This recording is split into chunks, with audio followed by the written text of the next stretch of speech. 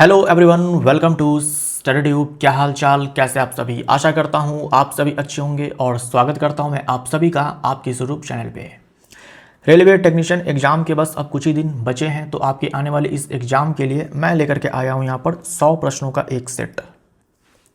आज की इस वीडियो में हम लोग 100 प्रश्नों को करने जा रहे हैं और ये सारे के सारे जो प्रश्न होंगे आपके एग्जाम के लिए यूजफुल होंगे और ये सारे प्रश्न जो है आपके रेलवे के पूछे गए एग्जाम के हैं। रिसेंटली जो 2024 और 25 में एग्जाम हुए हैं उनमें पूछे गए ये सारे के सारे प्रश्न होंगे।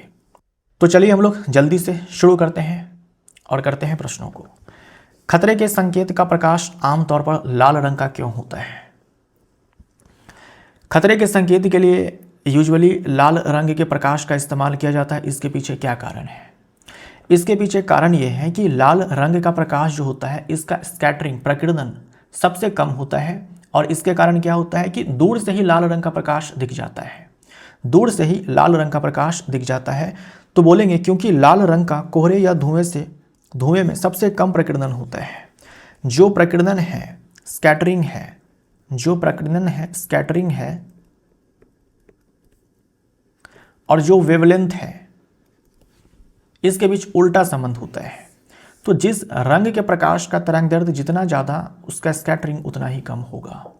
7 रंग के जो प्रकाश होते हैं उसमें लाल रंग के प्रकाश का तरंगदैर्ध्य सबसे ज़्यादा होता है तो उसका स्कैटरिंग भी सबसे कम होता है। और स्कैटरिंग कम होने के पीछे स्कैटरिंग कम होने से क्या होता है कि दूर से ही लाल रंग का प्रकाश हमें दिखने लगता है। डी ऑप्शन राइट आंसर हो जाएगा। एक परमाणु में 17 प्रोटॉन, 18 न्यूट्रॉन और 17 इलेक्ट्रॉन है। इसकी द्रव्यमान संख्या क्या है? तो परमाणु में 17 प्रोटॉन है, 18 न्यूट्रॉन है, 17 इलेक्ट्रॉन है। द्रव्यमान संख्या क्या है? द्रव्यमान संख्या बराबर होता है प्रोटॉन की संख्या प्लस न्यूट्रॉन की संख्या। अब परमाणु में 17 प्रोटॉन है और 18 न्यूट्रॉन है, दोनों को जोड़ेंगे तो मिल जाएगा द्रव्यमान संख्या। डी हमारा राइट आंसर हो जाएगा। ये ग्रुप डी 2025 का सवाल है। आणविक द्रव्यमान की गणना कैसे करते हैं? हम किसी मॉलिक्यूल का मॉलिक्यूलर मास कैसे निकालते हैं, किसी अणु का अणु द्रव्यमान कैसे निकालते हैं? तो हम देखते हैं कि अणु में कितने परमाणु हैं, उन सारे परमाणु का परमाणु द्रव्यमान लिख करके जोड़ देते हैं। ए हमारा राइट आंसर हो जाएगा। ए हमारा राइट आंसर हो जाएगा। जैसे हम जल की बात करते हैं तो जल अपने आप में एक अणु है। अगर हमें इसका मॉलिक्यूलर मास लिखना होगा तो हम कैसे लिखेंगे? देखेंगे कि कौन कौन से तत्व हैं, है ना, कौन कौन से तत्व के कितने परमाणु हैं, उन सारे परमाणु का परमाणु द्रव्यमान लिखेंगे और जोड़ देंगे। यहाँ पर देखो हाइड्रोजन परमाणु है जिसका परमाणु द्रव्यमान 1 होता है और यहाँ पर संख्या में 2 हाइड्रोजन के परमाणु है ना, तो गुने 2 कर देंगे। उसके बाद ऑक्सीजन का 1 परमाणु है और ऑक्सीजन तत्व का जो परमाणु द्रव्यमान है वो 16 है। तो ये 2 + 16 ये 18 हो जाएगा। मॉलिक्यूलर मास 18 हो जाएगा। 18 यूनिफाइड मास हम लिख सकते हैं। लवण जल से सोडियम हाइड्रोक्साइड तैयार करने के लिए किस प्रक्रिया का उपयोग किया जाता है? तो हमारे पास लवण जल होता है, सोडियम क्लोराइड का जलीय विलयन होता है, सोडियम क्लोराइड का जलीय विलयन होता है। जब हम इससे इलेक्ट्रिक करंट पास करवाते हैं, इलेक्ट्रिक करंट पास करवाते हैं तो हमें 3 उत्पाद प्राप्त होता है, सोडियम हाइड्रोक्साइड, क्लोरीन गैस और हाइड्रोजन गैस। ये जो लवण जल है इसी को हम लोग बोलते हैं इंग्लिश में ब्राइन। इसे हम क्या बोलते हैं? ब्राइन बोलते हैं। तो डायरेक्ट आपसे एग्जाम में पूछा जाता है कि ब्राइन क्या है, तो आप बोलेंगे लवण जल है। तो जब हम इससे विद्युत धारा प्रवाहित करवाते हैं तो 3 उत्पाद बनते हैं, सोडियम हाइड्रोक्साइड, क्लोरीन और हाइड्रोजन। ये 3 उत्पाद बनते हैं। तो यहाँ पर क्या हुआ, ये जो लवण जल है इसका हुआ वैद्युत अपघटन, वैद्युत अपघटन। और इसी प्रक्रिया को कहा जाता है, इसी अभिक्रिया को कहा जाता है क्लोड-क्षार प्रक्रिया। क्लोड-क्षार प्रक्रिया, है ना, क्लोड-क्षार प्रक्रिया, क्योंकि यहाँ पर क्लोरीन गैस मुक्त होती है और ये अपने आप में क्या है, प्रबल क्षार है जिसका pH लगभग 14 होता है। तो लवण जल का विद्युत अपघटन। बी ऑप्शन राइट आंसर हो जाएगा। हैबर प्रोसेस से ना अमोनिया बनाया जाता है नाइट्रोजन और हाइड्रोजन की मदद से, और साल्वे प्रोसेस से सोडियम कार्बोनेट बनाया जाता है। बी ऑप्शन राइट आंसर हो जाएगा। क्रमशः I1, I2 और I3 विद्युत धाराओं वाले 3 प्रतिरोधों R1, R2, R3 पार्श्व संयोजन के संबंध में निम्नलिखित में से कौन सा विकल्प सही है? विद्युत धारा I जो है कुल विद्युत धारा है और R इक्विवेलेंट REQ जो है ये परिपथ का कुल प्रतिरोध है। क्या पूछा गया है? कौन सा विकल्प सही है? कौन सा विकल्प सही है? देखो, अगर हमने प्रतिरोधकों को पार्श्व में लगाया है तो सारे प्रतिरोधकों से अलग अलग धारा जाएगी। आपको यहाँ पर दिया गया है कि R1 से जो है धारा I1 जाने वाली है, R2 से धारा I2 जाने वाली है और R3 से धारा I3 जाने वाली है। और हमने इन तीनों को लगा दिया है पार्श्व क्रम में, ऐसे एक दूसरे के समानांतर ऐसे लगा दिया, पार्श्व क्रम में लगा दिया है ना। मान लो ये R1 है, ये R2 है, ये R3 है, तो इससे धारा जो है I1 जाएगी, इससे धारा I2 जाएगी और इससे धारा I3 जाएगी और कुल धारा जो है वो I है। तो कुल धारा या एरो जो है गलत बन गया है,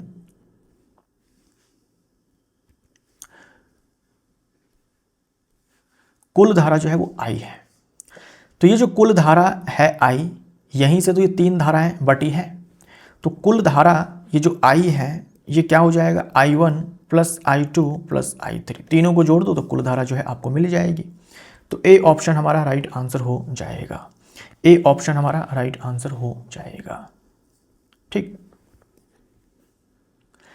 ये जो धारा I है ये यहाँ पर आने के बाद इनके तीन ब्रांचेज निकलेंगे, एक R1 में, एक R2 में और एक R3 में, और इन तीनों को जोड़ दो तो हमें ये I मिल जाएगा। जिंक धातु सोडियम हाइड्रोक्साइड के साथ अभिक्रिया करके डैश बनाती है। जिंक धातु सोडियम हाइड्रोक्साइड के साथ अभिक्रिया करके डैश बनाती है। तो जिंक धातु है सोडियम हाइड्रोक्साइड के साथ अभिक्रिया करके, ये जो अभिक्रिया है ये महत्वपूर्ण है, ये ध्यान में रखिएगा। यहाँ पर बनेगा सोडियम जिंकेट Na2ZnO2, यह है सोडियम जिंकेट और यहाँ पर हाइड्रोजन गैस मुक्त होती है। यह है sodium zincate Na2ZnO2, sodium zincate.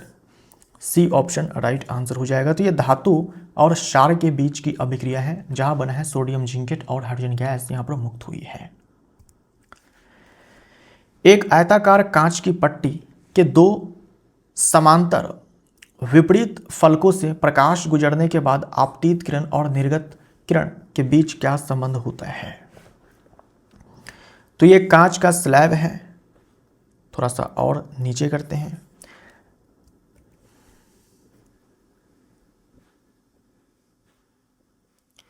ये कांच का स्लैब है, इधर एयर है ना, इधर एयर है, ये ग्लास है और फिर इधर एयर है। तो एक प्रकाश किरण मान लो ऐसे आपतित होती है तो उसका एक बार अपवर्तन जो है इस वाले सरफेस पे होगा। तो देखो ये विरल माध्यम है, ये सघन माध्यम है। जब विरल माध्यम से सघन माध्यम में प्रकाश किरण जाएगी तो ये अभिलंब की ओर झुक जाएगी, है ना, अभिलंब की ओर झुक जाएगी।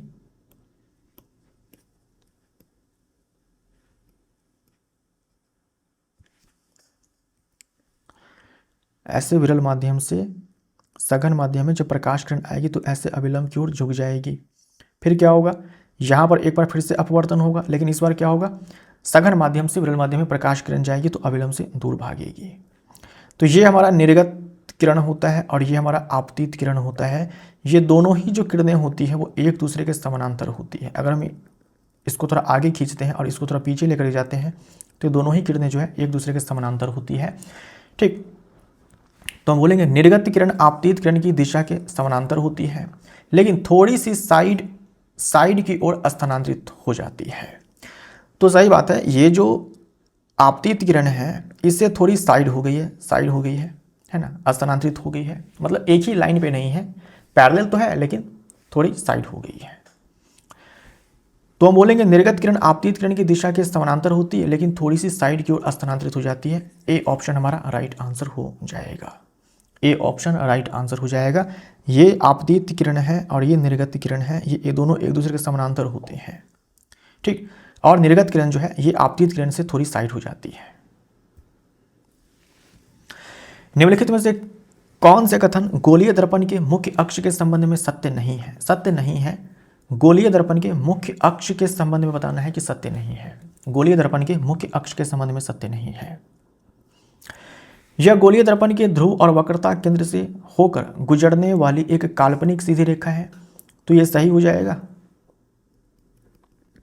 यह अवतल दर्पण है जो कि एक गोलीय दर्पण है, ये ध्रुव है, ये मुख्य फोकस है और ये वक्रता केंद्र है। ठीक, तो गोलीय दर्पण के ध्रुव और वक्रता केंद्र से होकर गुजरने वाली एक काल्पनिक रेखा है। ये जो रेखा है ये एक काल्पनिक रेखा होती है जो वक्रता केंद्र और इस ध्रुव से होकर के गुजरती है। ठीक, तो ये सही है। ये जो मुख्य अक्ष होता है इस दर्पण पर लंबवत होता है, ये स्टेटमेंट भी सही है। मुख्य अक्ष दर्पण पर अभिलंबवत होता है, 90 डिग्री के एंगल पे होता है, सही है।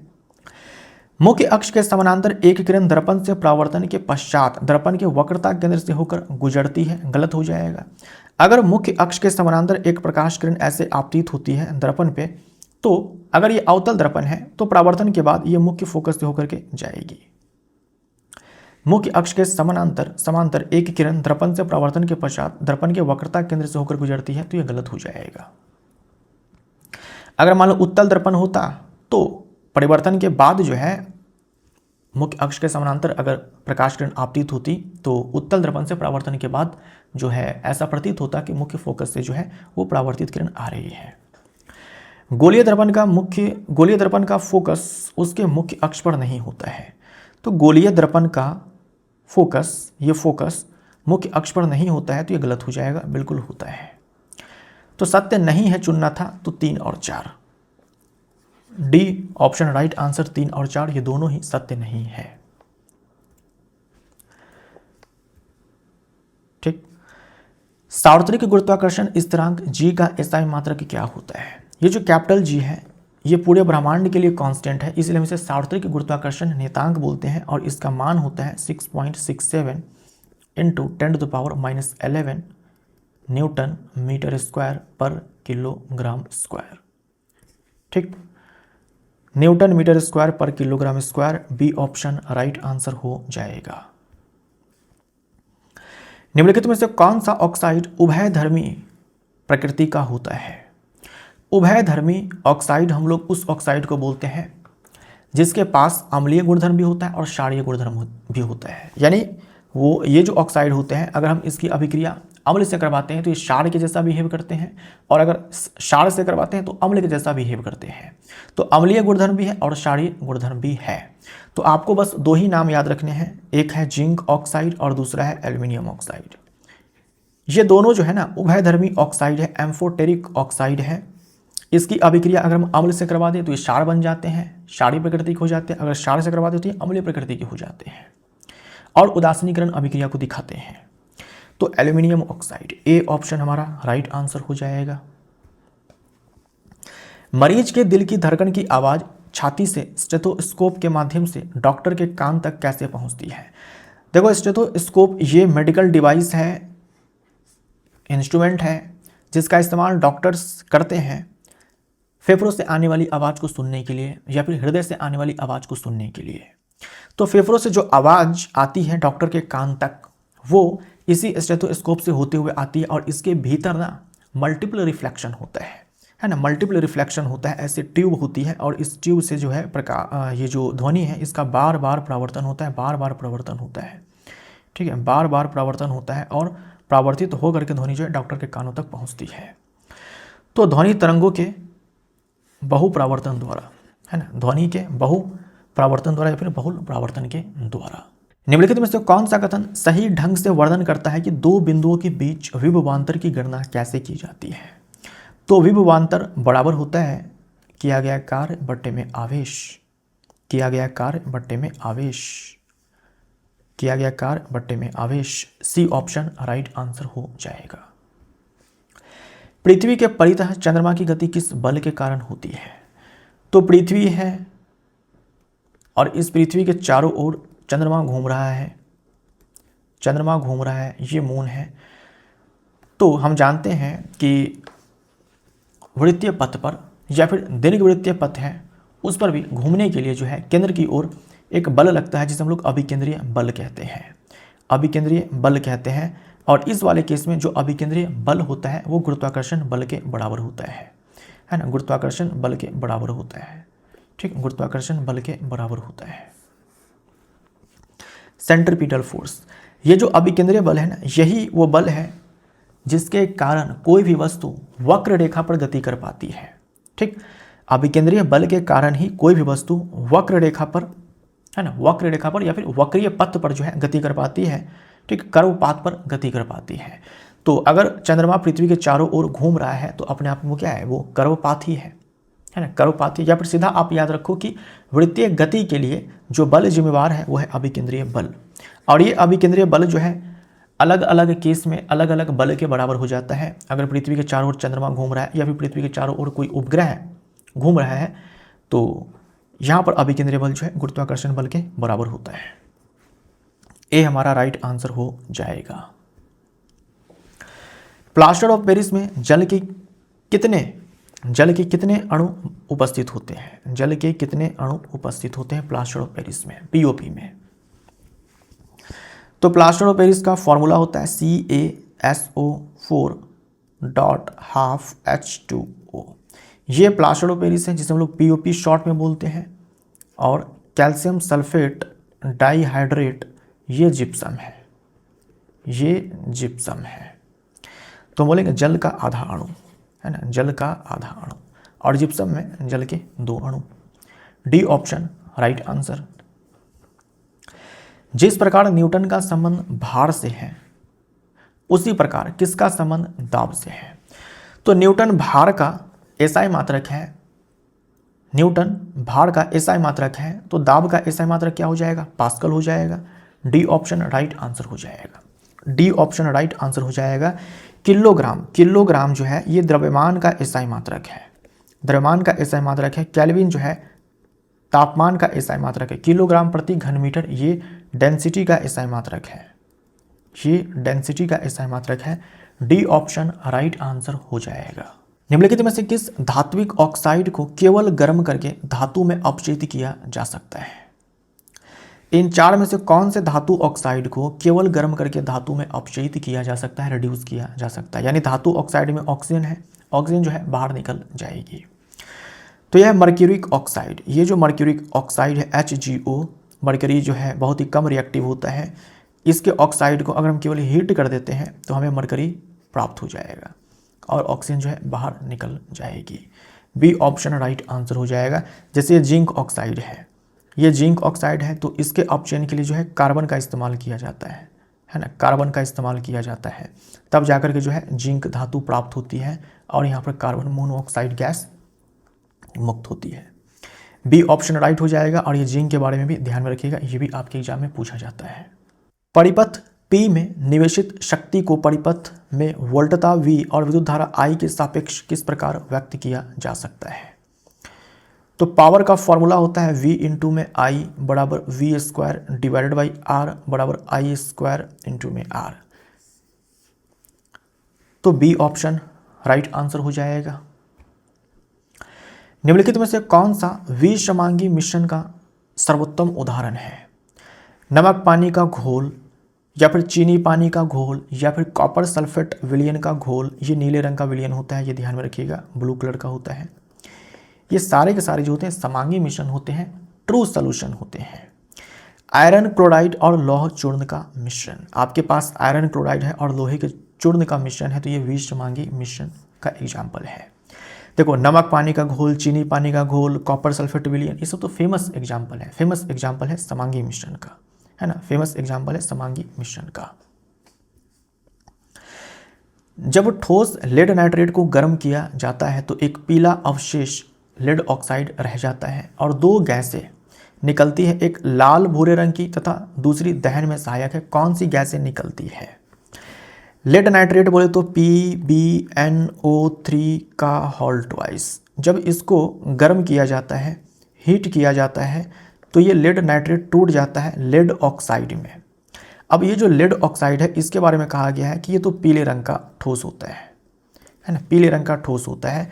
इसके साथ 2 और गैसें निकलती हैं, 2 और गैसें निकलती हैं। ये गैस है ऑक्सीजन गैस और नाइट्रोजन डाइऑक्साइड गैस। ये जो ऑक्सीजन गैस है हम जानते हैं दहनशील नहीं है लेकिन जलने में सहायक है ना, जलने में सहायक है। और ये जो है लाल भूरे रंग की गैस है, रेड ब्राउन कलर की गैस है, लाल भूरे रंग की गैस है। और ये सवाल हर बार पूछा जाता है रेलवे के एग्जाम में, हर बार पूछा जाता है एग्जाम में, ठीक है। तो ये रिएक्शन जो है आप याद रखिएगा। लेड नाइट्रेट को जो हम हीट करते हैं तो 3 उत्पाद जो है हमें मिलते हैं, लेड ऑक्साइड, उसके बाद नाइट्रोजन डाइऑक्साइड और ये ऑक्सीजन गैस। तो नाइट्रोजन डाइऑक्साइड और ऑक्सीजन बोलेंगे, ए हमारा राइट आंसर। निम्नलिखित में से कौन सा विभज्योतक प्ररोहों और मूलों के सिरों पर लंबाई में वृद्धि के लिए उत्तरदायी है? विभज्योतक 3 प्रकार के होते हैं। ये पहला प्रकार एपिकल मेरिस्टम जो है ये आपको मिलेगा रूट के टिप पे और मिलेगा शूट के टिप पे। जड़ की लंबाई को बढ़ाता है और तने की लंबाई को बढ़ाता है। अब तने की लंबाई को कैसे बढ़ाता है? तो शीर्ष की लंबाई को बढ़ा करके, जो तना का शीर्ष होता है, जैसे मान लीजिए तना है तो इसका जो शीर्ष है इस शीर्ष की लंबाई को बढ़ाएगा, ना कि बीच वाले पोर्शन की लंबाई को बढ़ाएगा, ठीक। ये जो इंटरकैलरी मेरिस्टम है ये दूसरा टाइप है, ये भी तने की लंबाई को ही बढ़ाता है लेकिन अलग तरीके से बढ़ाता है। ये जो इंटरकैलरी मेरिस्टम है ये आपको केवल मोनोकॉट में मिलेगा, यानी कि केवल एक बीजपत्री पादप में मिलेगा। जैसे कि मक्का है, गन्ना है ना, मक्का है, गन्ना है, केला है, ठीक, घास है, बांस है, उन सारे में। तो जैसे आप बांस को देखते हैं या फिर आप गन्ने को देखते हैं तो उसमें आपको गांठें नजर आती हैं, उन्हें हम लोग पर्व संधि बोलते हैं। इन पर्व संधि के पास ही ये इंटरकैलरी मेरिस्टम पाया जाता है। इन पर्व संधि के पास ये इंटरकैलरी मेरिस्टम पाया जाता है। तो इन पर्व संधि के बीच की लंबाई को बढ़ाने का काम जो है ये इंटरकैलरी मेरिस्टम करता है। तो तने की लंबाई को ही बढ़ाता है लेकिन अलग तरीके से।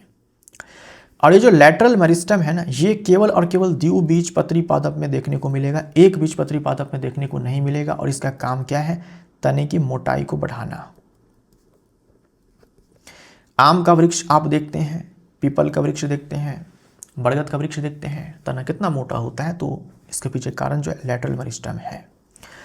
सी ऑप्शन हमारा राइट आंसर हो जाएगा। ये जो लैटरल मेरिस्टम है इसी को हम लोग कैम्बियम भी बोलते हैं। इसी को हम लोग क्या बोलते हैं? कैम्बियम भी बोलते हैं। और इसी को हम लोग सेकेंडरी मेरिस्टम भी बोलते हैं, द्वितीयक विभज्योतक भी बोलते हैं, द्वितीयक विभज्योतक भी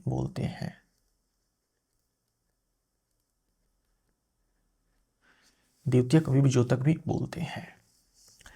सी ऑप्शन राइट आंसर हो जाएगा। पारदर्शी माध्यम का अपवर्तनांक 1 से ज्यादा है, होने का कारण क्या है? पारदर्शी माध्यम का अपवर्तनांक 1 से ज्यादा क्यों है? अगर हम अपवर्तनांक निकालते हैं तो ये बराबर हो जाता है किसके? प्रकाश की चाल निर्वात में या फिर वायु में, और बट्टे में जो माध्यम है उसमें प्रकाश की चाल। कोई भी माध्यम है अगर हमें उसका अपवर्तनांक चाहिए तो हम क्या करेंगे? उस माध्यम में जो प्रकाश की चाल है उससे भाग लगाएंगे, निर्वात में जो प्रकाश की चाल है उसमें निर्वात में प्रकाश की चाल ये है तो इसमें हम लोग भाग लगाएंगे माध्यम में प्रकाश की चाल से। तो ये रेशियो आपको हमेशा 1 से बड़ा ही मिलेगा। कारण ये है कि निर्वात में जो प्रकाश की चाल है ये मैक्सिमम है, इससे ज़्यादा चाल किसी भी माध्यम में प्रकाश की हो ही नहीं सकती है। तो नीचे जो भी मान आएगा वो इस वाले मान से छोटा ही आएगा। तो जब बट्टे के नीचे का मान छोटा होता है तो पूरा जो रेशियो निकल करके आता है वो 1 से ज़्यादा आता है। तो हम बोलेंगे निर्वात में प्रकाश की चाल जो है अधिक होती है पारदर्शी माध्यम में प्रकाश की चाल। सी ऑप्शन हमारा राइट आंसर हो जाएगा। एथेनॉल को 443 केल्विन पर अधिक सांद्र एक्सेस कंसंट्रेटेड सल्फ्यूरिक अम्ल के साथ गर्म करने पर निम्नलिखित में से क्या प्राप्त होता है? तो जब हम एथेनॉल को गर्म करते हैं, ठीक है, जब हम एथेनॉल को गर्म करते हैं सांद्र सल्फ्यूरिक अम्ल के साथ कंसंट्रेटेड सल्फ्यूरिक अम्ल के साथ 443 केल्विन पर, तो हमें क्या मिलता है भाई?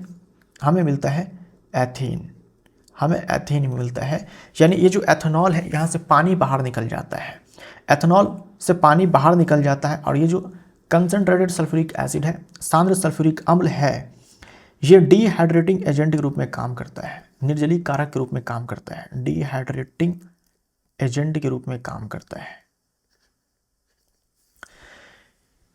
राइट, तो अल्कोहल है, ये एथेनॉल क्या है, अपने आप में अल्कोहल है, ये किस में कन्वर्ट हो गया, एल्कीन में।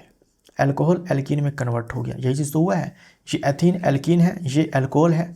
तो जब एथेनॉल को गर्म किया गया सांद्र सल्फ्यूरिक अम्ल के साथ 443 केल्विन पर, तो एथीन प्राप्त होता है। ए हमारा राइट आंसर हो जाएगा। क्या होता है कि पानी बाहर निकलता है ना, पानी बाहर निकलता है, पानी को बाहर निकाल दिया एथेनॉल से इस सांद्र सल्फ्यूरिक अम्ल ने, तो हम इसे बोलते हैं कि ये डिहाइड्रेटिंग एजेंट है, निर्जलीय कारक है। ठीक, निम्नलिखित में से कौन सी गर्भ निरोधक विधि नहीं है, गर्भ निरोधक विधि नहीं है, यानी कि गर्भ को रोकने वाली विधि नहीं है, प्रेगनेंसी को रोकने वाली विधि नहीं है। तो गर्भ का गर्भपात, यानी प्रेगनेंसी को रोकना है, तो फीमेल प्रेग्नेंट हो गई, अब उसको उस गर्भ को निपटा दो, हटा दो। ठीक है, तो गर्भ का जो गर्भपात है वो करना, ये गर्भ निरोधक विधि नहीं है कि एक फीमेल पहले प्रेग्नेंट हो जाए फिर वो पिल्स वगैरह का इस्तेमाल करके जो है उस बच्चे को खत्म कर दे, है ना, वो जो भ्रूण है उसको खत्म कर दे। ये गर्भ निरोधक विधि नहीं है। गर्भ निरोधक विधि में क्या होता है कि हम निषेचन की प्रक्रिया को रोकने का काम करते हैं। अगर निषेचन हो भी गया है तो उसके इम्प्लांटेशन को रोकने का काम करते हैं। जब हम बोलते हैं कि एक फीमेल जो है वो गर्भवती है, प्रेग्नेंट है, तो हम प्रेग्नेंट शब्द का इस्तेमाल तब करते हैं जब निषेचन हो जाता है और जो एम्ब्रियो होता है वो गर्भाशय की भित्ति में जाकर के स्थापित हो जाता है, तब जाकर के हम बोलते हैं कि एक फीमेल जो है प्रेग्नेंट है। अगर मान लीजिए कि केवल निषेचन की प्रक्रिया हुई है तब हम फीमेल को प्रेग्नेंट नहीं बोलते हैं। निषेचन हो जानी चाहिए और जो एम्ब्रियो बनता है वो एम्ब्रियो गर्भाशय की भित्ति में, जो भ्रूण है वो गर्भाशय की भित्ति में स्थापित हो जाना चाहिए, तब जाकर के हम बोलते हैं कि फीमेल प्रेग्नेंट है। तो जो ये भ्रूण है ये गर्भाशय की भित्ति में जाकर के स्थापित हो गया और उसके बाद जो है इस गर्भ को खत्म कर देना, ये गर्भ निरोधक विधि नहीं है, ऐसा नहीं करना चाहिए। ए हमारा राइट आंसर हो जाएगा। हम क्या कोशिश करते हैं कि निषेचन की प्रक्रिया हो ही ना, निषेचन की प्रक्रिया हो ही ना। ठीक, अब निषेचन की प्रक्रिया नहीं हो, इसके कई सारे तरीके हो सकते हैं, यानी इसे रोकने के कई सारे तरीके हो सकते हैं।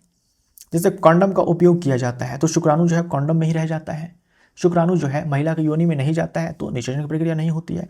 तो ये अपने आप में एक गर्भ निरोधक विधि है। गर्भाशय में कॉपर टी डालना, है ना, टी शेप का डिवाइस होता है जिसे जो है महिला के गर्भाशय में डाल दिया जाता है और यहाँ से कॉपर आयन जो है ये रिलीज होते हैं जो शुक्राणुओं के गति को कम करते हैं और शुक्राणुओं को नष्ट करते हैं। तो यहाँ से भी क्या होता है कि जो निषेचन की प्रक्रिया है वो रुक जाती है, महिला जो है प्रेग्नेंट ही नहीं होती है। तो ये भी गर्भ निरोधक विधि है। अंडाशय से अंडे के निकलने को रोकने के लिए हार्मोनल संतुलन में परिवर्तन करना, गर्भ निरोधक गोलियां भी आती हैं, कॉन्ट्रासेप्टिव पिल्स भी आती हैं। इन पिल्स में जो है एस्ट्रोजन और प्रोजेस्टेरोन हार्मोन का ही मिश्रण होता है। इन पिल्स के इस्तेमाल से क्या होता है कि अंडाशय से अंडे का उत्सर्जन ही नहीं होता है। जब अंडाशय से अंडे का उत्सर्जन ही नहीं हुआ, ओव्यूलेशन ही नहीं हुआ, तो ऐसे में निषेचन भी नहीं होगा, तो इससे भी जो महिला है वो प्रेग्नेंट नहीं हो पाएगी। तो ये भी गर्भ निरोधक विधि है। ए हमारा राइट आंसर हो जाएगा। ये गर्भपात करना ये कोई गर्भ निरोधक विधि नहीं है। ये 2025 में पूछा गया है रेलवे ग्रुप डी में। कोशिका आकार के संबंध में निम्नलिखित में से कौन सा कथन सही है? कोशिका के आकार के संबंध में देखिए, कोशिका का आकार उसके कार्य से संबंधित होता है, जीव के आकार से संबंधित नहीं होता है। कोशिकाओं का आकार इस बात पे निर्भर करता है कि उसका काम क्या है। जैसे तंत्रिका कोशिका के पास भाई अपना अलग आकार है, पेशी कोशिका के पास अपना अलग आकार है। अलग अलग कोशिकाओं का जो आकार है अलग अलग होता है। ये टोटली डिपेंड करता है कि उस कोशिका का काम क्या है ना। जीव का आकार कुछ भी रहे, छोटा जीव हो बड़ा जीव हो, कोशिका का जो आकार है उसके कार्य से निर्धारित होता है। सी हमारा राइट आंसर हो जाएगा। यदि किसी चालक के अनुप्रस्थ काट का क्षेत्रफल 2 गुना कर दिया जाए, किसी चालक के अनुप्रस्थ काट का क्षेत्रफल 2 गुना कर दिया जाए तथा अन्य कारकों में परिवर्तन न किया जाए तो चालक की प्रतिरोधकता कितनी होगी। अब ध्यान दीजिएगा यहाँ पर क्या लिखा हुआ है, प्रतिरोधकता। आपने काट के क्षेत्रफल को 2 गुना कर दिया, मतलब आपने तार की मोटाई को डबल कर दिया। तो तार की लंबाई बढ़ा दो, मोटाई बढ़ा दो, इससे कोई फर्क नहीं पड़ता है, रेजिस्टिविटी चेंज नहीं होता है। जो R बराबर हम लोग फॉर्मूला लिखते हैं, R बराबर रो एल बाई ए, इसमें ये जो रो है, ये जो रो है इसी को कहा जाता है रेजिस्टिविटी, रेजिस्टिविटी। और ये डिपेंड करता है टेम्परेचर पे और मटेरियल पे। अगर आपने मटेरियल को चेंज नहीं किया है, आपने टेम्परेचर को चेंज नहीं किया है, तो आप लंबाई मोटाई कुछ बढ़ा दो, कोई फर्क नहीं पड़ने वाला है, इसका मान नहीं बदलता है। तो एक समान, डी हमारा राइट आंसर हो जाएगा। हाँ, लेकिन ये जो प्रतिरोध है अगर हम इसको डबल कर देते हैं तो प्रतिरोध जो है ये क्या हो जाएगा, आधा हो जाएगा। लेकिन ये प्रतिरोध की बात मैं कर रहा हूँ, है ना, प्रतिरोध जो है ये आधा हो जाएगा अगर हम काट के क्षेत्रफल को डबल करते हैं, क्योंकि प्रतिरोध का जो संबंध है वो काट के क्षेत्रफल से ये होता है। तो अगर हम इसको डबल करते हैं, इसको हम डबल करते हैं तो प्रतिरोध पहले का आधा हो जाएगा। लेकिन जो प्रतिरोधकता है ये केवल तापमान और पदार्थ की प्रकृति पर निर्भर करती है, तो ये चेंज नहीं होने वाली है। किण्वन के प्रक्रम में शर्करा को निम्नलिखित में से किस यौगिक में परिवर्तित किया जाता है। फर्मेंटेशन में तो क्या होता है कि फर्मेंटेशन में ये जो ग्लूकोज है इसको कन्वर्ट किया जाता है एथेनॉल में। जैसे ईस्ट का इस्तेमाल किया जाता है इस फर्मेंटेशन के लिए, ईस्ट का इस्तेमाल किया जाता है, ऑक्सीजन जो है नहीं चाहिए होता है, इसके लिए ऑक्सीजन नहीं चाहिए होता है, ठीक। तो ग्लूकोज को एथेनॉल में कन्वर्ट किया जाता है, ग्लूकोज को ही हम लोग शर्करा यहाँ पर बोल रहे हैं एथेनॉल में। ए ऑप्शन राइट आंसर हो जाएगा। एक बर्तन में भरा तरल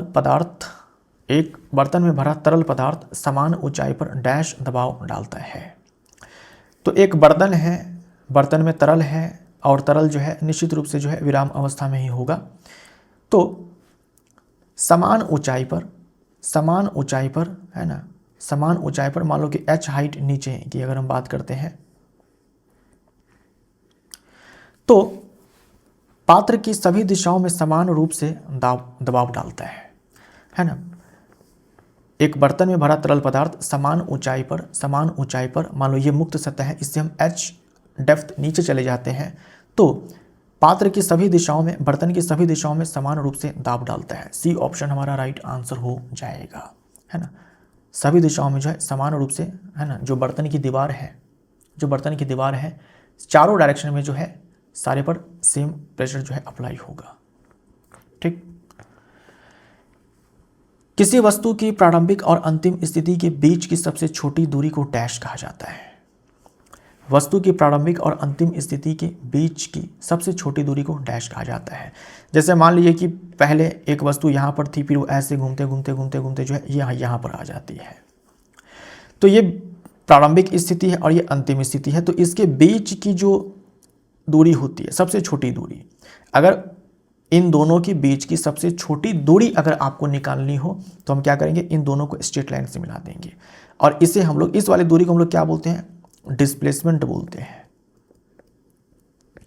अगर हमें दूरी चाहिए तो हम एक्चुअल पाथ की लंबाई चेक करेंगे। ये एक्चुअल पाथ की लंबाई है, इसकी जो लंबाई हमें मिलने वाली है उसे तो हम लोग डिस्टेंस बोलेंगे कि ए और बी के बीच की दूरी ये है जो इसकी लंबाई आएगी। लेकिन अगर हमें विस्थापन पता करना होगा तो हम देखेंगे कि ए और बी, ये जो प्रारंभिक स्थिति है और अंतिम स्थिति है, इनके बीच की सबसे छोटी दूरी कितनी है, न्यूनतम दूरी कितनी है। तो कुछ नहीं करना होता है, दोनों बिंदु को सरल रेखा से जोड़ देते हैं और उसकी लंबाई निकाल लेते हैं, तो हम बोलेंगे विस्थापन। ए हमारा राइट आंसर हो जाएगा। अवतल दर्पण का वक्रता केंद्र दर्पण के डैश स्थित होता है, जबकि उत्तल दर्पण का वक्रता केंद्र दर्पण के डैश स्थित होता है। तो अवतल दर्पण, ये अवतल दर्पण है, ऐसे तो बनाते हैं अवतल दर्पण, ठीक। इसको आप एक पूर्ण गोला बना दो। अब इस गोले का जो केंद्र होता है उसी को हम लोग वक्रता केंद्र बोलते हैं। तो ये इसका परावर्तक सतह है दर्पण का, इसके सामने, तो अवतल दर्पण का वक्रता केंद्र दर्पण के सामने, है ना, सामने स्थित होता है। अगर हम उत्तल दर्पण बनाते हैं तो कुछ ऐसे बनाते हैं। ये हमारा पॉलिश्ड सरफेस होता है और ये परावर्तक सतह है इधर, जिधर का भाग उठा हुआ है। अब इसको आप ऐसे पूर्ण गोला बना दो। इस गोले का जो केंद्र होगा उसे हम लोग वक्रता केंद्र बोलेंगे। तो इधर परावर्तक सतह है, ये इसका सामने वाला पार्ट हो जाएगा और इधर वाला पार्ट जो है ये दर्पण का पीछे वाला भाग कहलाएगा, है ना, पीछे वाला पार्ट कहलाएगा। तो हम बोलेंगे उत्तल दर्पण का वक्रता केंद्र दर्पण के पीछे यानी जिधर पॉलिश किया हुआ पार्ट है उधर की ओर स्थित होता है। तो सामने पीछे डी ऑप्शन राइट आंसर। निम्नलिखित में से किस यौगिक का उपयोग प्रति अम्ल के रूप में किया जाता है? निम्नलिखित में से किस यौगिक का उपयोग प्रति अम्ल के रूप में किया जाता है? एंटासिड के रूप में किया जाता है। तो एंटासिड के रूप में किया जाता है मैग्नीशियम हाइड्रोक्साइड और जो आपके होते हैं सोडियम बाइकार्बोनेट। इन दोनों नामों को आप ध्यान में रखेंगे, मैग्नीशियम हाइड्रोक्साइड और सोडियम बाइकार्बोनेट। ठीक। मधुमक्खी के सामान्य नाम को उसके वैज्ञानिक नाम से सुमेलित कीजिए। ये इस बार पूछा गया है आपके रेलवे ग्रुप डी के एग्जाम में। मधुमक्खी के सामान्य नाम को उसके वैज्ञानिक नाम से सुमेलित कीजिए। ये सारे के सारे नाम जो है आपके एनसीईआरटी बुक में जो improvement in food resources chapter है उसमें मेंशन है और मैंने भी आपको करवाया हुआ है। जो मैंने रिवीजन सीरीज करवाया हुआ था इस एग्ज़ाम से पहले, वहाँ भी मैंने ये सारे के सारे नाम जो है आपको दिए थे, है ना। तो यहाँ पर देखो, ये जो इंडिका होता है, इंडिका ये इंडिका आ जाए तो समझ आना कि इंडियन है, भारतीय नस्ल है, इंडियन है। ठीक। तो यहाँ देखो, भारतीय मधुमक्खी, इंडियन बी, भारतीय मधुमक्खी, तो इसका वैज्ञानिक नाम हो जाएगा इंडिका वाला, एपिस सिराना इंडिका। तो एक के साथ बी जाएगा। आपने एक का मिलान कर लिया, अब सीधा आप ऑप्शन चेक करो। कभी आप पूरे को मिलाने के लिए मत बैठ जाना, पहले आप एक को मिलाना और ऑप्शन चेक करना, है ना। ये सवाल, ऐसा सवाल बहुत आसान होता है, बहुत आसान होता है। एक के साथ बी मिलाना है और एक के साथ बी आपको केवल बी ऑप्शन में दिख रहा है, बाकी के ऑप्शंस में हमें ये नहीं दिख रहा है। तो बी ऑप्शन हमारा राइट आंसर हो जाएगा। बाकी को मिलाने की आवश्यकता भी नहीं है, अगर आपको नहीं भी पता होता तो भी आप सही आंसर करके आते हैं। ठीक। जो रॉक बी है, रॉक बी, इसका वैज्ञानिक नाम एपिस डॉर्सेटा होता है। लिटिल बी एपिस मेलिफेरा होता है, सॉरी एपिस फ्लोरिया होता है। ये जो लिटिल बी है, लिटिल मधुमक्खी, एपिस फ्लोरिया, और ये जो इटालियन बी है इसका वैज्ञानिक नाम जो होता है ये एपिस मेलिफेरा होता है। ठीक, 4 के साथ ए जाएगा, बी ऑप्शन राइट आंसर हो जाएगा। तो ये वैज्ञानिक नाम जो है आपको याद रखने होंगे, ये वैज्ञानिक नाम आपको याद रखने होंगे। ये मैंने आपको पिक्चर दिखलाया हुआ था railway group D revision series में, इम्प्रूवमेंट इन फूड रिसोर्सेज वाले चैप्टर में। तो मधुमक्खियों से हमें जो है शहद प्राप्त होती है, मधुमक्खियों से हमें शहद प्राप्त होती है और मधुमक्खी के छत्ते से जो है वैक्स भी मिलता है। तो एपिस सेरेना इंडिका ये सामान्य भारतीय मधुमक्खी, एपिस डॉर्सेटा शैल मधुमक्खी है, रॉक बी है।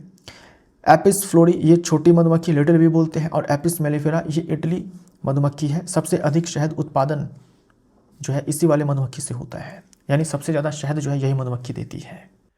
पुष्पीय पौधों में कायिक प्रवर्धन का निम्नलिखित में से कौन सा लाभ है? जो पुष्पीय पादप होते हैं जो फूल देते हैं उनमें लैंगिक प्रजनन भी होता है। तो उनमें कायिक प्रवर्धन का निम्नलिखित में से कौन सा लाभ है, क्या बेनिफिट मिलता है? यानी पुष्पीय पादप है तो हम बीज से भी पादप उगा सकते हैं, लेकिन हम लोग क्या करते हैं कि कायिक प्रवर्धन करवाते हैं, यानी जड़ तना पत्तियों से पादप उगाते हैं। क्या बेनिफिट मिलता है इससे? तो पहला बेनिफिट तो ये मिलता है कि कायिक प्रवर्धन से जो पादप उगते हैं ये क्या है, अपने आप ही अलैंगिक प्रजनन का एक प्रकार है। तो सारे के सारे संतति एक समान होते हैं, तो जितने भी पादप होंगे वो सब एक जैसे ही होंगे, सारे में एक जैसे ही आपको लक्षण देखने को मिलने वाले हैं। अगर एक में बढ़िया पुष्प आ रहा है तो सारे में बढ़िया ही पुष्प आएंगे, ये कुछ सीन बनता है। दूसरा बेनिफिट ये मिलता है कि बीजों से, बीज कैसे बनेंगे? लैंगिक प्रजनन से बनेंगे। बीजों से जो पादप उगते हैं उनमें फूल और फल देर से आते हैं, कायिक प्रवर्धन से जो पादप उगते हैं उनमें फूल और फल जल्दी आते हैं। तो आप बोलेंगे ये बीज द्वारा उत्पन्न पौधों की तुलना में पूरी तरह से नए गुण प्रदर्शित कर सकते हैं, गलत हो जाएगा। ये बीज द्वारा उत्पन्न पौधों की तुलना में बाद में फूल और फल दे सकते हैं, गलत हो जाएगा। ये बीज द्वारा उत्पन्न पौधे की तुलना में है ना, ये बीज द्वारा उत्पन्न पौधों की तुलना में पहले फूल और फल दे सकते हैं। ए ऑप्शन हमारा राइट आंसर हो जाएगा। ठीक, ये गलत हो जाएगा। ये अपने मूल पौधों से बिल्कुल भिन्न होते हैं, क्योंकि अलैंगिक प्रजनन है तो अपने जनक के ही समान होंगे, ये भिन्न नहीं होंगे।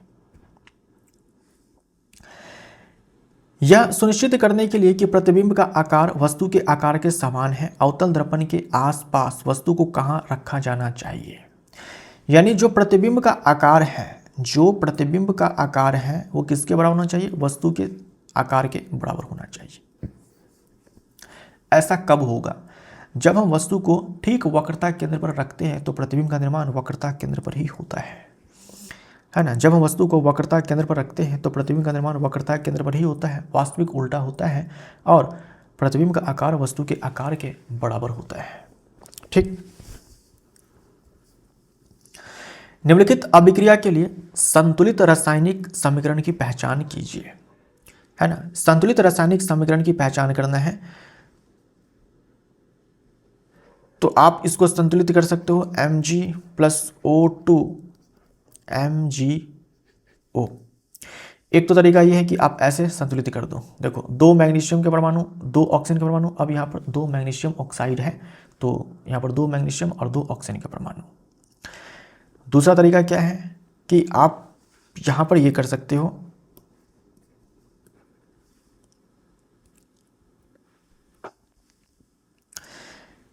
इसको आप कर दो आधा, इसको आप आधा कर दो। अब देखो मैग्नीशियम का एक परमाणु है, यहां पर ऑक्सीजन का एक परमाणु है, ऑक्सीजन का एक परमाणु है, यहां भी मैग्नीशियम का एक परमाणु और ऑक्सीजन का एक परमाणु, राइट। तो हम यहां पर बोलेंगे डी, है ना। जैसे आप क्या कर सकते हो कि आप इस पूरे समीकरण में जो है 2 से मल्टीप्लाई कर दो, 2 से मल्टीप्लाई कर दो तो यहाँ पर 2mg हो जाएगा। ठीक, यहाँ पर 2 से मल्टीप्लाई करेंगे तो 1/2 गुने में 2 खत्म हो जाएगा, O2 बचेगा और यहाँ पर 2MgO हो जाएगा। ठीक, तो इसी को ऐसे लिखा गया है यहाँ पर, डी ऑप्शन राइट आंसर हो जाएगा।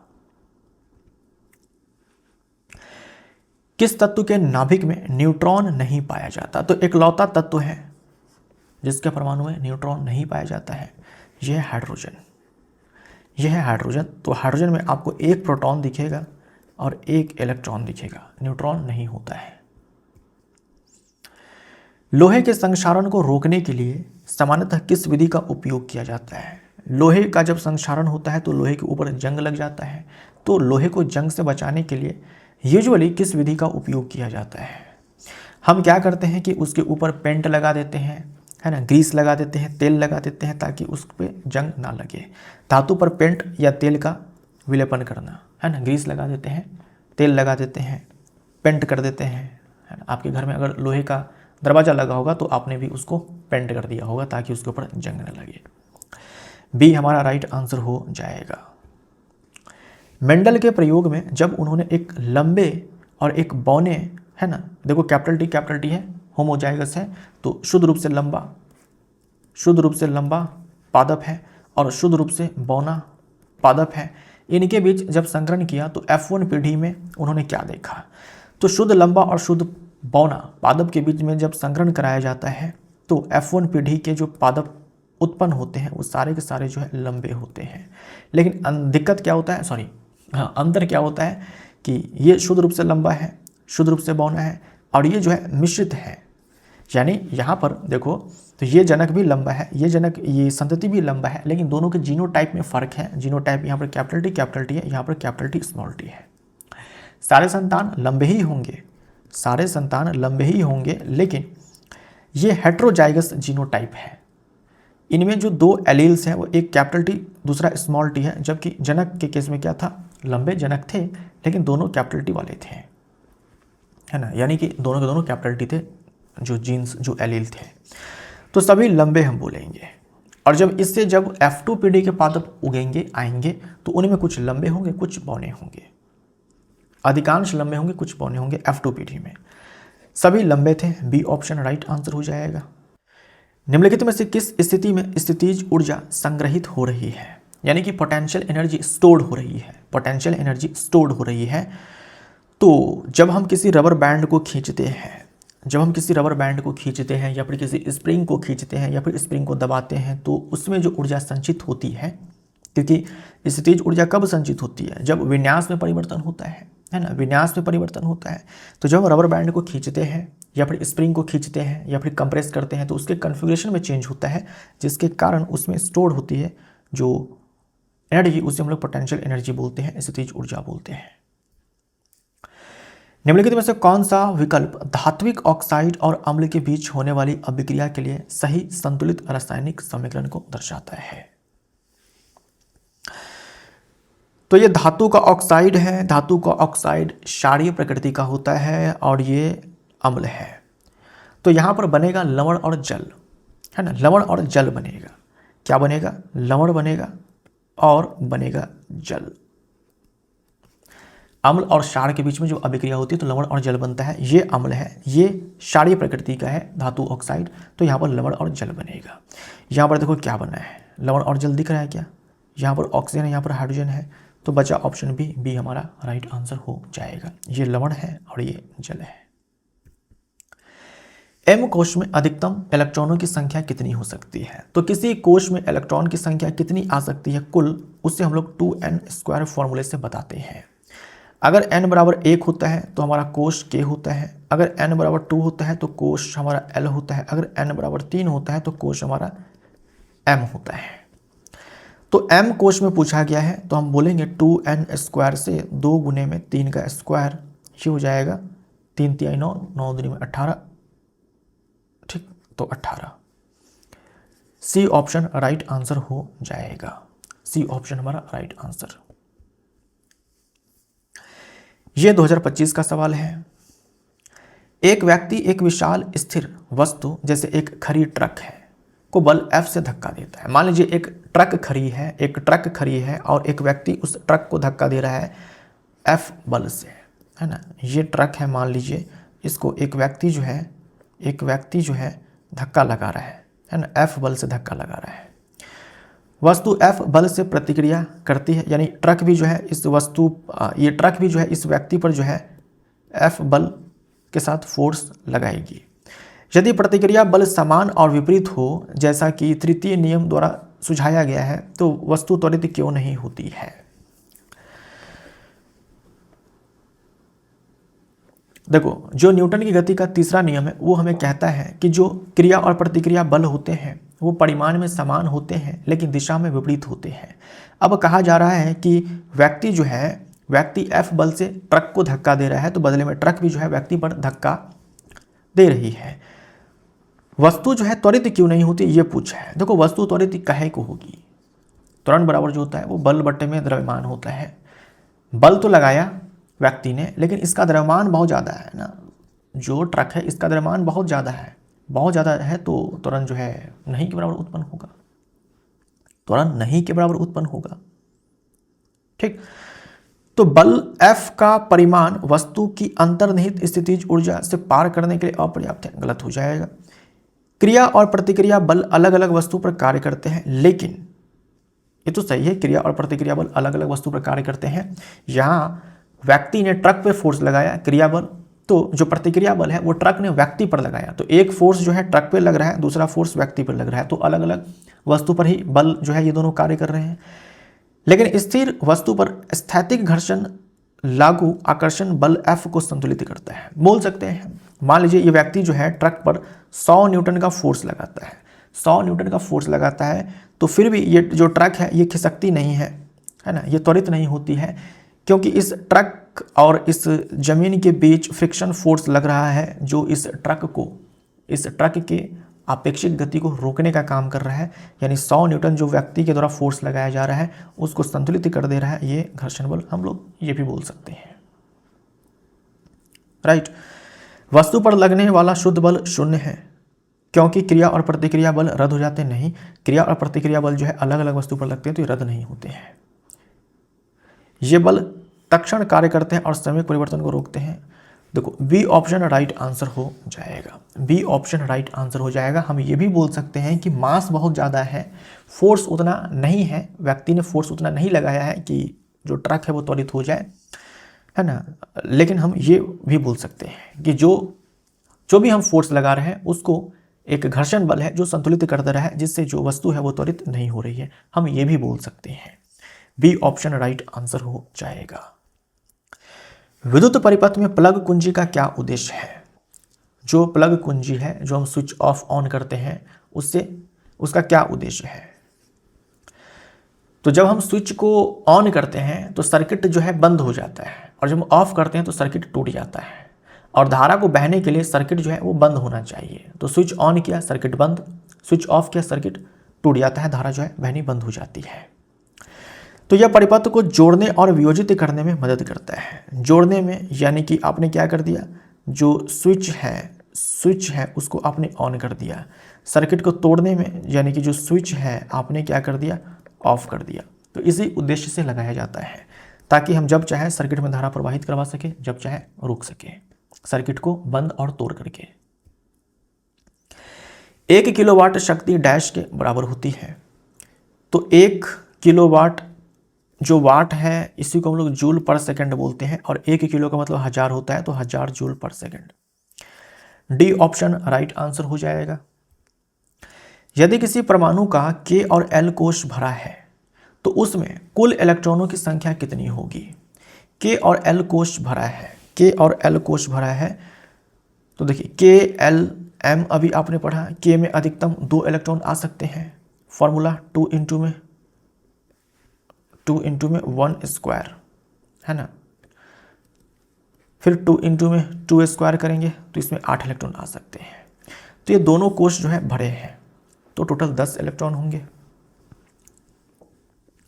अभी हम लोगों ने देखा कि 2n स्क्वायर ये हमें बताता है कि किसी कोश में मैक्सिमम कितने इलेक्ट्रॉन आ सकते हैं। तो अगर n बराबर 1 होगा तो हमारा कोश K हो जाएगा, अगर n बराबर 2 होगा तो कोश हमारा L हो जाएगा। अब इसमें मैक्सिमम जो है 2 इंटू में 1 स्क्वायर 2 इलेक्ट्रॉन्स आ सकते हैं, और इस वाले में 2 गुने में 2 स्क्वायर से 8 इलेक्ट्रॉन आ सकते हैं। तो टोटल मिला दो तो 10 इलेक्ट्रॉन। बी ऑप्शन हमारा राइट आंसर हो जाएगा। निम्नलिखित में से कौन सा तत्व एक परमाणुक है? निम्नलिखित में से कौन सा तत्व एक परमाणुक है? हीलियम मोनो एटॉमिक है, नाइट्रोजन जो है द्विपरमाणुक है, हाइड्रोजन द्विपरमाणुक है, ऑक्सीजन द्विपरमाणुक है। A option right answer. Rutherford का अल्फा कण प्रकीर्णन प्रयोग किसकी खोज के लिए उत्तरदायी है? तो रदरफोर्ड ने अल्फा कण प्रकीर्णन प्रयोग किया था। इसमें उन्होंने क्या किया था, सोने की पन्नी पे बम्बार्डिंग करवाया था अल्फा पार्टिकल से।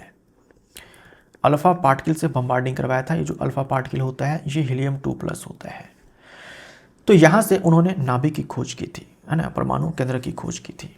ये हमारा राइट आंसर। ये इस बार पूछा गया है। निम्नलिखित में से कौन सी धातु जल के साथ अत्यधिक तीव्रता से अभिक्रिया करती है?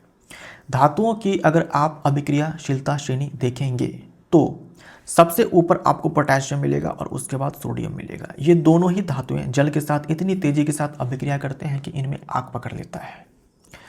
डी ऑप्शन राइट आंसर हो जाएगा। कोलाइडी कण डैश द्वारा पृथक होते हैं। तो जो आपके कोलाइड होते हैं या फिर कोलाइडल सॉल्यूशन होते हैं, इनके घटकों को अलग करने के लिए हम क्या करते हैं कि अपकेंद्रण करते हैं। अपकेंद्रण बोले तो सेंट्रीफ्यूगेशन, है ना, सेंट्रीफ्यूगेशन करते हैं, यानी पूरे के पूरे सॉल्यूशन को जो है तेज़ी से घुमाते हैं, जैसे दूध से मक्खन निकालने के लिए, है ना, तेज़ी से घुमाया जाता है पूरे दूध को। तो दूध अपने आप में क्या है, दूध अपने आप में कोलाइडल सॉल्यूशन या फिर कोलॉइड है। जैसे ब्लड है, ब्लड से जो आरबीसी है, डब्ल्यूबीसी है, इन सारे को अलग किया जाता है, प्लाज्मा को अलग किया जाता है। तो वहाँ पर भी जो है वहाँ पर यही सेंट्रीफ्यूगेशन किया जाता है। ब्लड सैंपल लेकर के जो है उसको डाला जाता है सेंट्रीफ्यूगेशन करने वाली जो मशीन होती है उसमें, पूरे मिशन को जो है तेज़ी से घुमाया जाता है। तो जो कोलाइडी कण होते हैं, कोलाइडल पार्टिकल्स होते हैं, वो अलग हो जाते हैं, है ना। जो भारी कण होते हैं वो नीचे चले जाते हैं और हल्के कण ऊपर आ जाते हैं घनत्व के आधार पर। सी हमारा राइट आंसर हो जाएगा। कैल्शियम ऑक्साइड और जल के बीच में अभिक्रिया होती है तो बनता है कैल्शियम हाइड्रोक्साइड और ऊष्मा का उत्सर्जन होता है, ठीक है। इस अभिक्रिया को क्या कहा जाता है? अब यहां पर देखो तो 2 अभिकारक हैं, दो अभिकारक है, लेकिन उत्पाद जो है यहाँ पर एक ही बन रहा है। उत्पाद यहाँ पर एक ही बन रहा है, तो जब एक उत्पाद बने तो उसे हम लोग संयोजन अभिक्रिया बोलते हैं। तो बोलेंगे संयोजन अभिक्रिया। और ये अपने आप में ना ऊष्माक्षेपी अभिक्रिया भी है। ऊष्माक्षेपी अभिक्रिया भी है। ऊष्माक्षेपी अभिक्रिया इसलिए क्योंकि यहाँ पर ऊष्मा का उत्सर्जन होता है।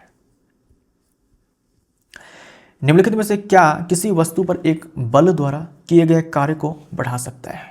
निम्नलिखित में से क्या किसी वस्तु पर एक बल द्वारा किए गए कार्य को बढ़ा सकता है? तो कार्य बराबर होता है बल गुने में विस्थापन। तो हम बल को बढ़ा करके कार्य बढ़ा सकते हैं, विस्थापन को बढ़ा करके कार्य बढ़ा सकते हैं। तो विस्थापन को बढ़ाना, बल को कम करना गलत हो जाएगा, विस्थापन को कम करना गलत हो जाएगा, द्रव्यमान को कम करना गलत हो जाएगा। विस्थापन को बढ़ा करके हम लोग किए गए कार्य को बढ़ा सकते हैं। बल को बढ़ा करके हम लोग किए गए कार्य को बढ़ा सकते हैं। विस्थापन को बढ़ा करके भी किए गए कार्य को बढ़ा सकते हैं। किस कोशिकांग को कोशिका की आत्मघाती थैली कहा जाता है? लाइसोसोम को हम लोग सुसाइड बैग बोलते हैं, है ना। लाइसोसोम को हम लोग सुसाइड बैग बोलते हैं। लाइसोसोम में जो है बहुत ही शक्तिशाली एंजाइम होते हैं, बहुत ही शक्तिशाली एंजाइम होते हैं, पावरफुल एंजाइम होते हैं, है ना, पावरफुल एंजाइम होते हैं। इन एंजाइम को बनाने का काम जो है रफ एंडोप्लाज्मिक रेटिकुलम करती है, और पैक करने का काम जो है गोल्जी बॉडी के द्वारा किया जाता है ना, गोल्जी बॉडी के द्वारा किया जाता है। तो लाइसोसोम। ये जो राइबोसोम है इसे कहा जाता है प्रोटीन फैक्ट्री। इसे कहा जाता है कोशिका के अंदर प्रोटीन फैक्ट्री। और माइटोकॉन्ड्रिया को कहा जाता है power house, power house of cell. ठीक, ए हमारा राइट आंसर हो जाएगा। लाइसोसोम को सुसाइड बैग कहा जाता है। किसी बल द्वारा किया गया कार्य धनात्मक तब होता है जब धनात्मक कार्य हमारा धनात्मक होता है जब बल और विस्थापन के बीच की दिशा एक समान हो जाए। ठीक है, बल और विस्थापन की दिशा एक समान हो जाए, यानी बल और विस्थापन के बीच का जो एंगल है वो 0 डिग्री हो जाए। ठीक, और किया गया कार्य बल का एक अवयव विस्थापन की दिशा में होता है। बल और विस्थापन के बीच का कोण 90 डिग्री होता है, तो कार्य जो है इस केस में 0 हो जाएगा। पिंड का विस्थापन अगर 0 होता है तो कार्य जो है 0 हो जाएगा। और अगर बल पिंड की गति का विरोध करता है, बल पिंड की गति का विरोध करता है, तो ऐसा कुछ कार्य से लेना देना नहीं है। ठीक, तो ये नहीं होगा। हम बोल सकते हैं कि बल का एक अवयव विस्थापन की दिशा में होता है। सही है। इसका मतलब यही हुआ कि बल और विस्थापन जो है दोनों एक दिशा में है। सी ऑप्शन हमारा राइट आंसर हो जाएगा। सी ऑप्शन हमारा राइट आंसर हो जाएगा। और एक कार्य ऋणात्मक कब होगा? 0 तो आपने देख लिया। अगर विस्थापन 0 हो जाए तो भी कार्य 0 हो जाएगा, बल 0 हो जाए तो भी कार्य 0 हो जाएगा। बल और विस्थापन दोनों का मान कुछ ना कुछ है, लेकिन दोनों के बीच का एंगल अगर 90 डिग्री हो जाए तो भी कार्य 0 हो जाएगा। और कार्य ऋणात्मक कब होगा? जब बल और विस्थापन एक दूसरे के विपरीत हो, वैसे केस में कार्य ऋणात्मक होगा। यानी दोनों के बीच में जो एंगल है वो 180 डिग्री हो, वैसे केस में कार्य ऋणात्मक होगा। निम्नलिखित में से कौन सी अभिक्रिया द्विविस्थापन अभिक्रिया का उदाहरण है? द्विविस्थापन अभिक्रिया का उदाहरण है, यहां पर देखिए तो ये एक धातु है जिसने कॉपर क्लोराइड से कॉपर को विस्थापित कर दिया, तो ये विस्थापन अभिक्रिया है, ना कि द्विविस्थापन अभिक्रिया है। यहां पर लोहे ने कॉपर सल्फेट से कॉपर को विस्थापित कर दिया, तो ये अपने आप में विस्थापन अभिक्रिया। यहाँ पर जिंक ने कॉपर सल्फेट से कॉपर को विस्थापित कर दिया, तो ये अपने आप में विस्थापन अभिक्रिया है। ये अभिक्रिया द्विविस्थापन अभिक्रिया। यहाँ पर आयनों का आदान प्रदान होता है और ये उजले रंग का जो है अवशेप प्राप्त होता है। उजले रंग का अवशेप प्राप्त होता है। ठीक, उजले रंग का अवशेप प्राप्त होता है। किसी चालक के सिरों पर विभवांतर प्रदान करने के लिए प्रयुक्त होने वाला उपकरण कौन है? तो सर्किट में धारा को बहने के लिए विभवांतर चाहिए ही चाहिए। सर्किट में धारा को बहने के लिए विभवांतर जो है चाहिए कुछ न कुछ मान, 0 नहीं होना चाहिए। और यही विभवांतर जो है प्रदान करने का काम बैटरी करती है। यही विभवांतर प्रदान करने का काम बैटरी करती है। सी ऑप्शन राइट आंसर हो जाएगा। ये जो वोल्ट मीटर है ये विभवांतर जो है मापता है, विभवांतर मापता है। और ये एमीटर धारा मापता है। ये जो गैल्वेनोमीटर है, ये भी धारा को मापता है। सूक्ष्म धाराएं जो होती है, छोटी धाराएं जो होती है मिली एम्पियर में, माइक्रो एम्पियर में, उसको मापता है। और धारा किस दिशा में बह रही है ये भी गैल्वेनोमीटर बता सकता है। सी ऑप्शन राइट आंसर हो जाएगा। निम्नलिखित में से कौन समांगी मिश्रण का एक उदाहरण है? तो नमक पानी का घोल, चीनी पानी का घोल और कॉपर सल्फेट का जो घोल है, हम लोगों ने जस्ट थोड़ी देर पहले देखा था, ये सारे के सारे जो होते हैं आपके समांगी मिश्रण के उदाहरण है, फेमस एग्जाम्पल है। जल में लोहे की कील आपने डाल दिया है तो क्या कील जो है अच्छे से घुल जाएगा? नहीं घुलेगा ना। समांगी मिश्रण का उदाहरण नहीं होगा, असमांगी मिश्रण का उदाहरण हो जाएगा, वो विषमांगी मिश्रण का उदाहरण हो जाएगा। और असमांगी नहीं बोलते हैं, विषमांगी बोलते हैं, है ना। विषमांगी मिश्रण का उदाहरण हो जाएगा। वायुमंडल के उच्च स्तर पर निम्नलिखित में से कौन पृथ्वी की सतह पर पराबैंगनी विकिरण से परिरक्षित करता है? यानी वायुमंडल के उच्च स्तर पर निम्नलिखित में से कौन है जो पृथ्वी की सतह को पराबैंगनी विकिरणों के, है ना, पराबैंगनी विकिरण जो होते हैं, हानिकारक विकिरण है, इनसे हमें बचाता है? तो हम जानते हैं यह है ओजोन। जो ओजोन की परत है, ये सन से आने वाली जो हानिकारक पराबैंगनी विकिरणें होती है उसे रोकने का काम करती है ओजोन परत। स्वपरागण निम्नलिखित में से किसमें संभव होता है? स्वपरागण, एक उभयलिंगी पुष्प है मान लीजिए।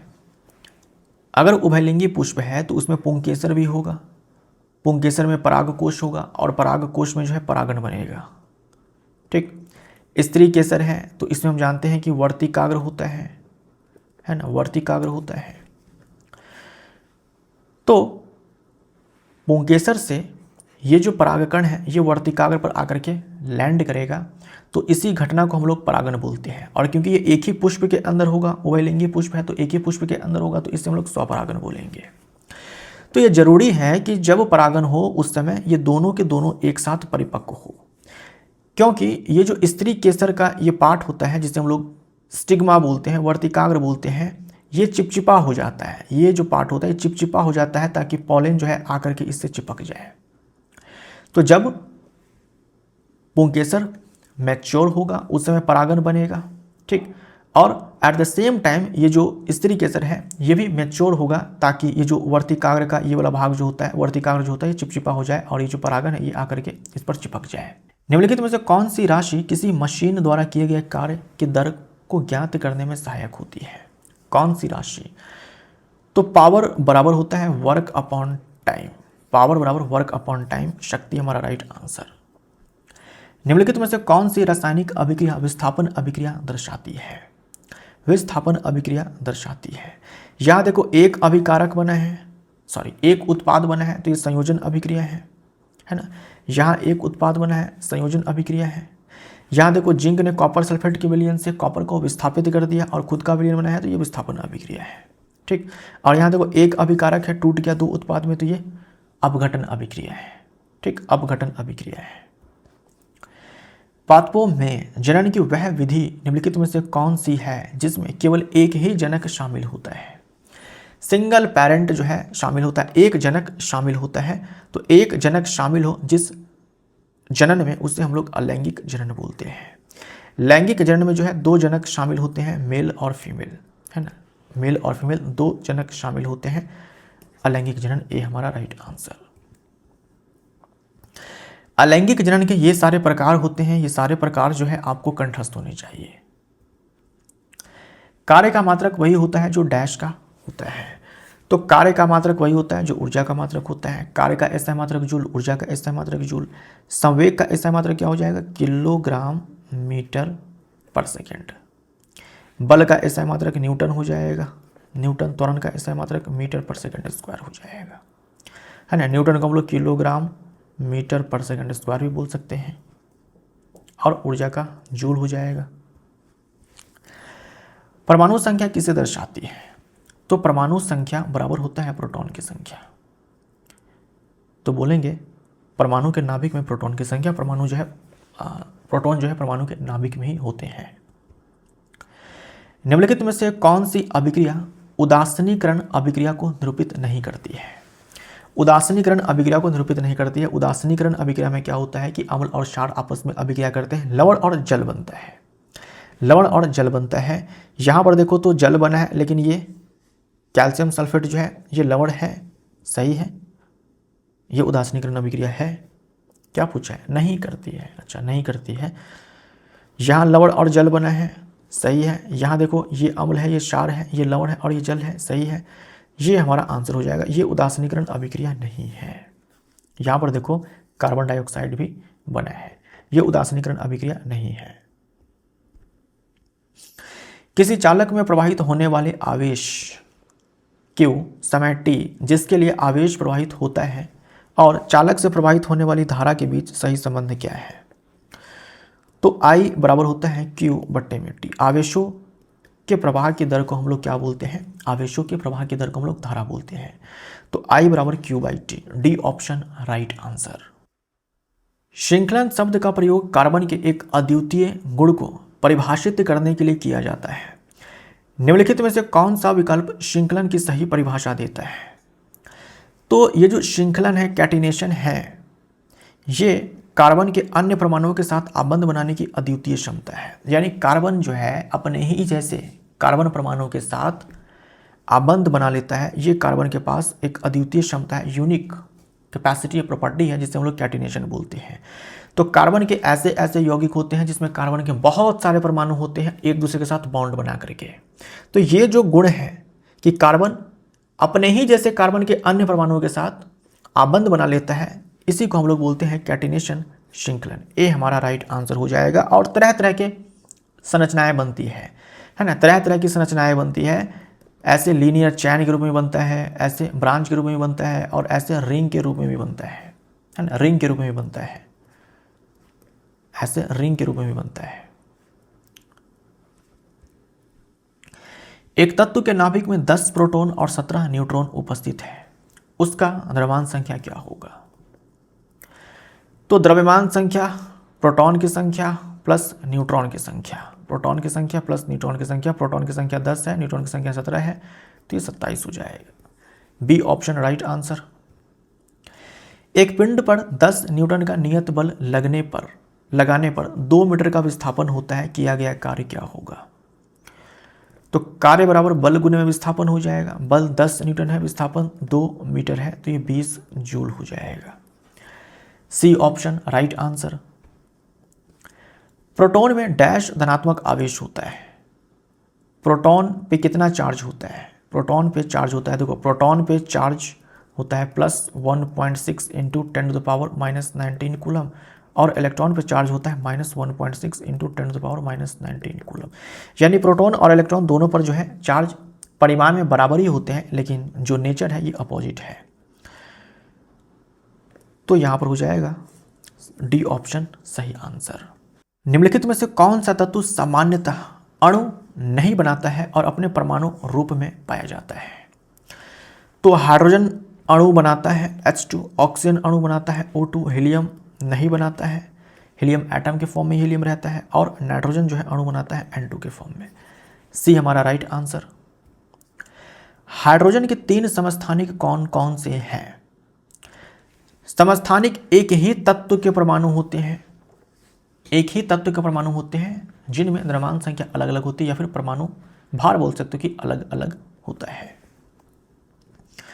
तो 1H1, 1H2, 1H3, यह है प्रोटियम, यह है ड्यूटेरियम, यह है ट्रिटियम।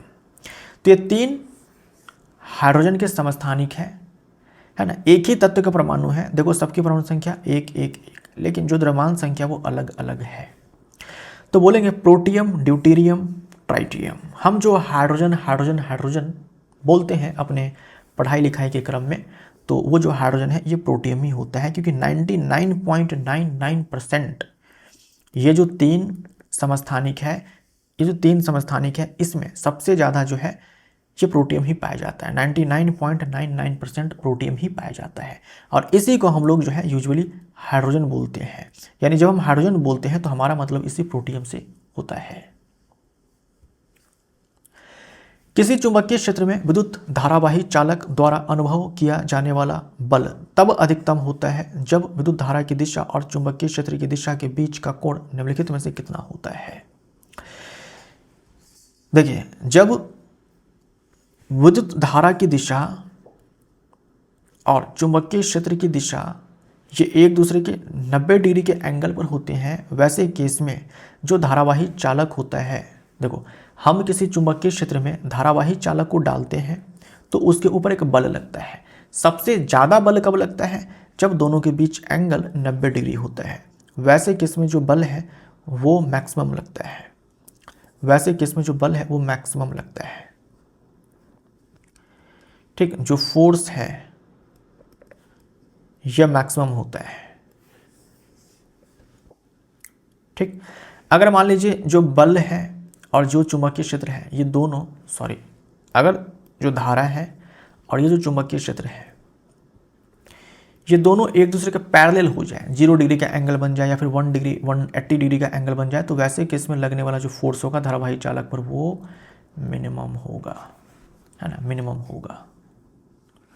जब एंगल 180 डिग्री हो या फिर 0 डिग्री हो, वैसे केस में। साधारण जल और भारी जल के अणुभार में कितना अंतर होता है? देखो, साधारण जल, ये जो हाइड्रोजन है इसका जो द्रव्यमान होता है वो 1 U के बराबर होता है, और ये जो ड्यूटेरियम है ना, ये हाइड्रोजन का समस्थानिक है, जस्ट हम लोगों ने देखा, इसका जो परमाणु द्रव्यमान होता है वो 2 U होता है।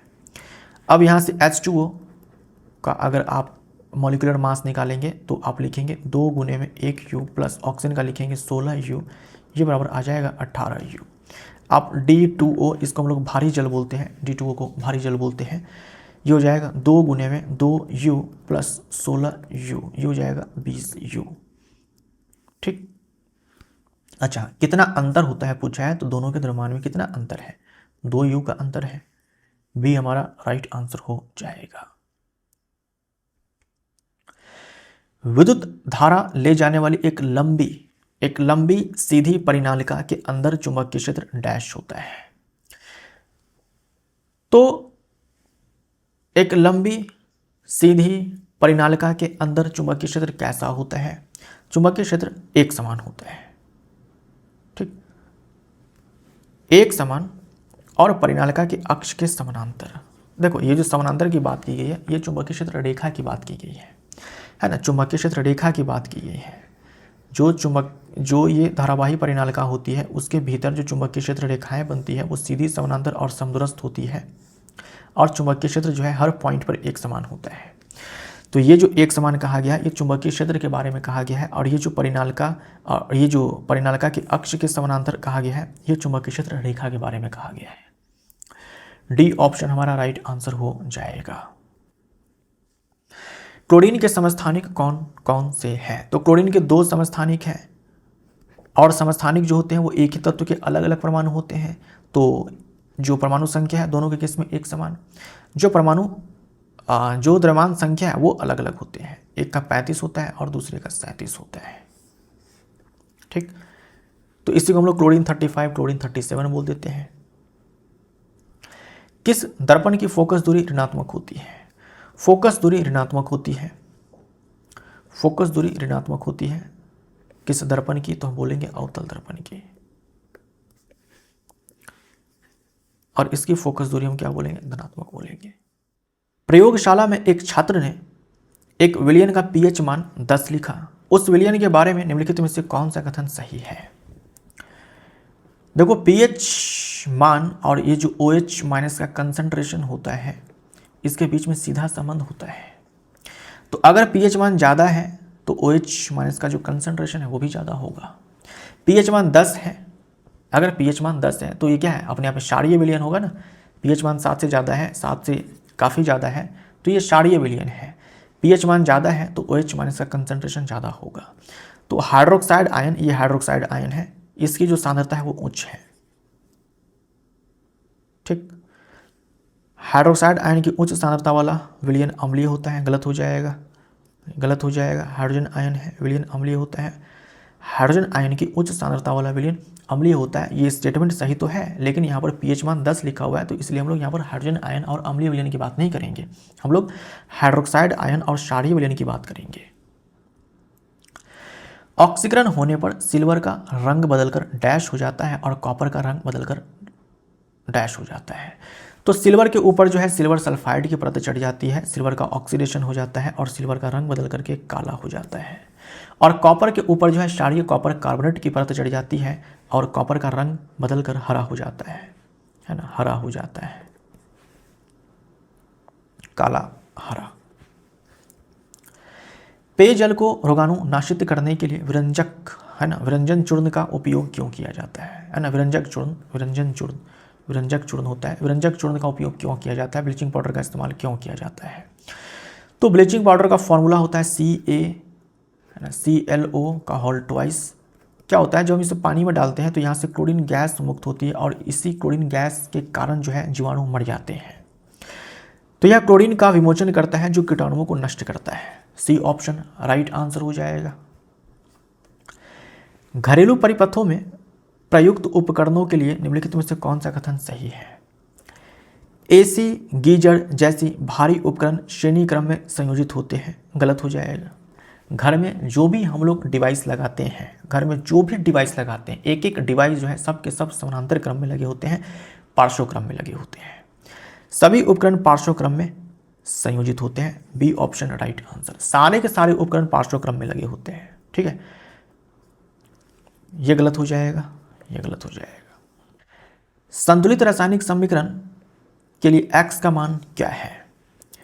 तो हमारे पास जो रासायनिक समीकरण है वो है ये,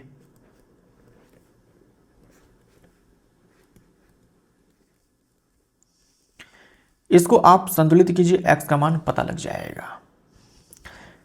तो यहां पर 3 लोहा का परमाणु है, यहां पर 3 लोहा का परमाणु है, ठीक है। यहां पर देखो ऑक्सीजन का 1 परमाणु है, यहां पर 4 है, तो यहां पर हम लोग 4 से मल्टीप्लाई कर देते हैं। तो अब ऑक्सीजन का यहाँ पर 4 परमाणु है, यहाँ पर भी ऑक्सीजन का 4 परमाणु है, यहाँ पर देखो हाइड्रोजन के 8 परमाणु हो गए, यहाँ पर भी 8 हाइड्रोजन के परमाणु है। नहीं, यहाँ पर 4H2 नहीं है, केवल 4H2 हो जाएगा। यानी x का मान जो है 4 हो जाएगा। डी ऑप्शन हमारा राइट आंसर। निम्नलिखित में से कौन सा सोडियम हाइड्रोक्साइड के साथ हाइड्रोक्लोरिक अम्ल के उदासीनीकरण का उत्पाद है। सोडियम हाइड्रोक्साइड क्षार है, हाइड्रोक्लोरिक अम्ल जो है, हाइड्रोक्लोरिक अम्ल ये अपने आप में अम्ल है, तो यहाँ पर उदासीनीकरण अभिक्रिया जो है चलेगी और उदासीनीकरण अभिक्रिया में लवण और जल बनता है। यहाँ हाइड्रोजन गैस लिखा हुआ है, काट दो, हाइड्रोक्लोरिक अम्ल लिखा हुआ है, काट दो, ठीक। सोडियम हाइड्रोक्साइड तो अभिकारक है ना, और ये अपने आप में क्या है, लवण नहीं है, ये तो क्षार है, प्रबल क्षार है। सोडियम क्लोराइड और जल बनेगा। ए ऑप्शन हमारा राइट आंसर हो जाएगा। प्रतिरोधकों के श्रेणी क्रम संयोजन में प्रत्येक प्रतिरोधक में वोल्टता किस प्रकार बंटती है। देखो, जब हम श्रेणी क्रम में लगाते हैं प्रतिरोधकों को, जब हम श्रेणी क्रम में हम लगाते हैं प्रतिरोधकों को, सीरीज में लगाते हैं, जब हम सीरीज में लगाते हैं तो जो धारा होती है वो कांस्टेंट हो जाती है, धारा एक समान हो जाती है सारे प्रतिरोधकों से। अब देखो V बराबर I इंटू में R होता है ओम के नियम से। अगर हम इसको कांस्टेंट कर दें तो V जो है वो सीधा समानुपाती हो जाता है प्रतिरोध का, यानी जिसका प्रतिरोध ज़्यादा होगा उसके सिरों के बीच विभवांतर भी ज़्यादा होगा। तो हम बोलेंगे प्रतिरोधकों के अनुक्रमानुपाती रूप से, प्रतिरोध के अनुक्रमानुपाती रूप से। D option right answer. किसी विद्युत परिपथ में वह उपकरण जो परिवर्ती प्रतिरोधकों के रूप में कार्य करता है, यानी जो प्रतिरोध है उसको हम चेंज कर सकते हैं। जैसे एक प्रतिरोध का आप सिंबल देखते हो वो ये होता है ना। अगर इस पे लिखा है 5 ओम तो आप इसके प्रतिरोध को बदल नहीं सकते हो। एक होता है परिवर्ती प्रतिरोध, इसे हम लोग धारा नियंत्रक भी बोलते हैं, इसे हम लोग धारा नियंत्रक भी बोलते हैं, इंग्लिश में रियोस्टैट बोलते हैं। इसका सिंबल ये होता है, मतलब इसके रेजिस्टेंस को आप चेंज कर सकते हो, है ना। हम जानते हैं कि अगर प्रतिरोध को बढ़ाएंगे तो धारा जो है कम बहेगी, अगर हम इसको कम करेंगे तो धारा जो है ज़्यादा बहेगी। तो मान लीजिए आपको रेंज दिया हुआ है कि भाई आप इसके प्रतिरोध को जो है 10 ओम से जो है 20 ओम तक बदल सकते हो। तो 10 ओम से 20 ओम तक आप बदलेंगे, प्रतिरोध को बदलेंगे, तो धारा भी जो है वो बदलने वाली है। तो धारा को हम कम ज़्यादा करते हैं प्रतिरोध को बढ़ा घटा करके। ये सिंबल होता है रियोस्टैट का, धारा नियंत्रक का। डी ऑप्शन राइट आंसर हो जाएगा। तांबे और टीन के मिश्रण से बनने वाली मिश्र धातु का नाम क्या है? तो तांबा और टीन से बनता है कांसा, ठीक। और ये जो पीतल है ये बनता है तांबा और जिंक से, ठीक। और ये सोल्डर है ये बनता है लेड और टीन से, निम्नलिखित में से कौन सा मैग्नीशियम परमाणु में इलेक्ट्रॉनों का वितरण को सही प्रदर्शित करता है? तो मैग्नीशियम का एटॉमिक नंबर 12 होता है, इलेक्ट्रॉनिक विन्यास हो जाएगा, पहले कोश में 2 इलेक्ट्रॉन आएगा, दूसरे कोश में मैक्सिमम 8 इलेक्ट्रॉन आ सकते हैं, है ना। और जो बचा हुआ 2 इलेक्ट्रॉन है वो तीसरे कोश में जाएगा, 2 8 2, ठीक, 2 8 2। किसी पिंड की यांत्रिक ऊर्जा डैश में शामिल होती है? किसी पिंड की यांत्रिक ऊर्जा, मैकेनिकल एनर्जी जो है डैश में शामिल होती है? तो किसी पिंड की यांत्रिक ऊर्जा स्थितिज ऊर्जा और गतिज ऊर्जा दोनों में शामिल होती है। अगर गतिज ऊर्जा है किसी के पास तो हम बोलेंगे यांत्रिक ऊर्जा है, अगर स्थितिज ऊर्जा है तो भी बोलेंगे यांत्रिक ऊर्जा है, अगर दोनों ही ऊर्जा है स्थितिज और गतिज तो भी हम लोग यांत्रिक ऊर्जा बोलेंगे। मैकेनिकल एनर्जी जो है ये kinetic energy plus potential energy के बराबर होती है, ठीक। निम्नलिखित में से कौन सा कथन पानी में चीनी के समांगी मिश्रण के लिए सही है? यानी चीनी पानी का घोल है, दोनों में ज़्यादा कौन है? पानी होता है ना। चीनी पानी का घोल जो होता है तो उस दोनों में ज़्यादा कौन होता है? पानी होता है। तो पानी हम विलायक को बोलेंगे, है ना। तो पानी को हम विलायक बोलेंगे, जल को विलायक बोलेंगे और चीनी जो है विलय हो जाएगा। जल है, चीनी है, जो जल है ये विलायक है और जो चीनी है ये विलय है ना, सॉल्यूट सॉल्वेंट। घरेलू परिपथ में विद्युत फ्यूज का प्राथमिक उद्देश्य क्या है? जो इलेक्ट्रिक फ्यूज का इस्तेमाल करते हैं उसका प्राइमरी ऑब्जेक्टिव क्या होता है? तो फ्यूज का इस्तेमाल हम लोग करते हैं जब मान लो कि धारा अचानक से बढ़ जाए सर्किट में, तो ऐसे में जो तार है वो बहुत ही ज़्यादा गर्म हो जाता है क्योंकि ऊष्मा का उत्सर्जन ज़्यादा होता है और जो उपकरण लगे होते हैं वो भी खराब हो जाते हैं। और ऐसा कब होता है? अचानक से धारा का मान बढ़ता कब है? जब अति भारण हो जाए। जैसे आपके पास एक जो है सॉकेट होता है, उसमें बहुत सारे डिवाइस का प्लग ला करके आप लगा देते हो तो वो ओवरलोडिंग हो गया। लघु परिपथ क्या हो गया? 2 तार जो है सट जाए ऐसे तो लघु परिपथ हो जाएगा, सर्किट जो है छोटा हो जाएगा, जो सर्किट होगा वो छोटा हो जाएगा, शॉर्ट सर्किट हो जाता है। तो ऐसे में रेजिस्टेंस का मान जो है वो बहुत ही घट जाता है और जो करंट का मान है वो बहुत ही बढ़ जाता है। तो जब भी ऐसा कंडीशन होगा तो ऊष्मा का उत्सर्जन ज़्यादा होगा तो हम लोग क्या करते हैं कि रास्ते में फ्यूज लगा देते हैं ताकि जब ऊष्मा का उत्सर्जन होगा तो फ्यूज तार जो है वो गल जाएगा। जैसे ही गल जाएगा, जैसे मान लीजिए कि आपने यहाँ पर टीवी लगा रखा है और यहाँ पर आपने क्या कर दिया कि फ्यूज लगा दिया। अब जैसे उच्च धारा मान जो है इस टीवी में प्रवेश करे उससे पहले जो फ्यूज है उसमें प्रवेश करेगा और धारा का मान उच्च होगा तो फ्यूज तार से ऊष्मा का उत्सर्जन ज़्यादा होगा, फ्यूज तार जो है वो पिघल जाएगा और ये सर्किट टूट जाएगा और धारा जो है इस टीवी के अंदर नहीं जाएगी, ठीक, वरना टीवी भी खराब हो जाता। डी ऑप्शन राइट आंसर हो जाएगा। मानव में बच्चे का लिंग निम्नलिखित में से किसके द्वारा निर्धारित होता है? तो अगर हम मानव में बच्चे का लिंग की बात करते हैं तो सेक्स क्रोमोसोम से निर्धारित होता है। अगर बच्चे में सेक्स क्रोमोसोम XX है तो वो जो है फीमेल होगी, है ना, वो फीमेल होगी। और बच्चे में जो सेक्स क्रोमोसोम है अगर वो XY है तो बच्चा जो है मेल होगा। तो आनुवांशिक रचना सी हमारा राइट आंसर हो जाएगा। 600 न्यूटन भार का एक लड़का 10 मीटर की ऊंचाई पर एक रस्सी द्वारा चढ़ता है। इस कार्य को पूरा करने में 20 सेकंड लगते हैं। उसके द्वारा व्यय की गई शक्ति, तो पावर बराबर हो जाएगा mgh/t, ठीक। अब देखो यहाँ पर आपको m का मान दिया गया है, m का मान नहीं दिया गया, आपको डायरेक्ट mg का मान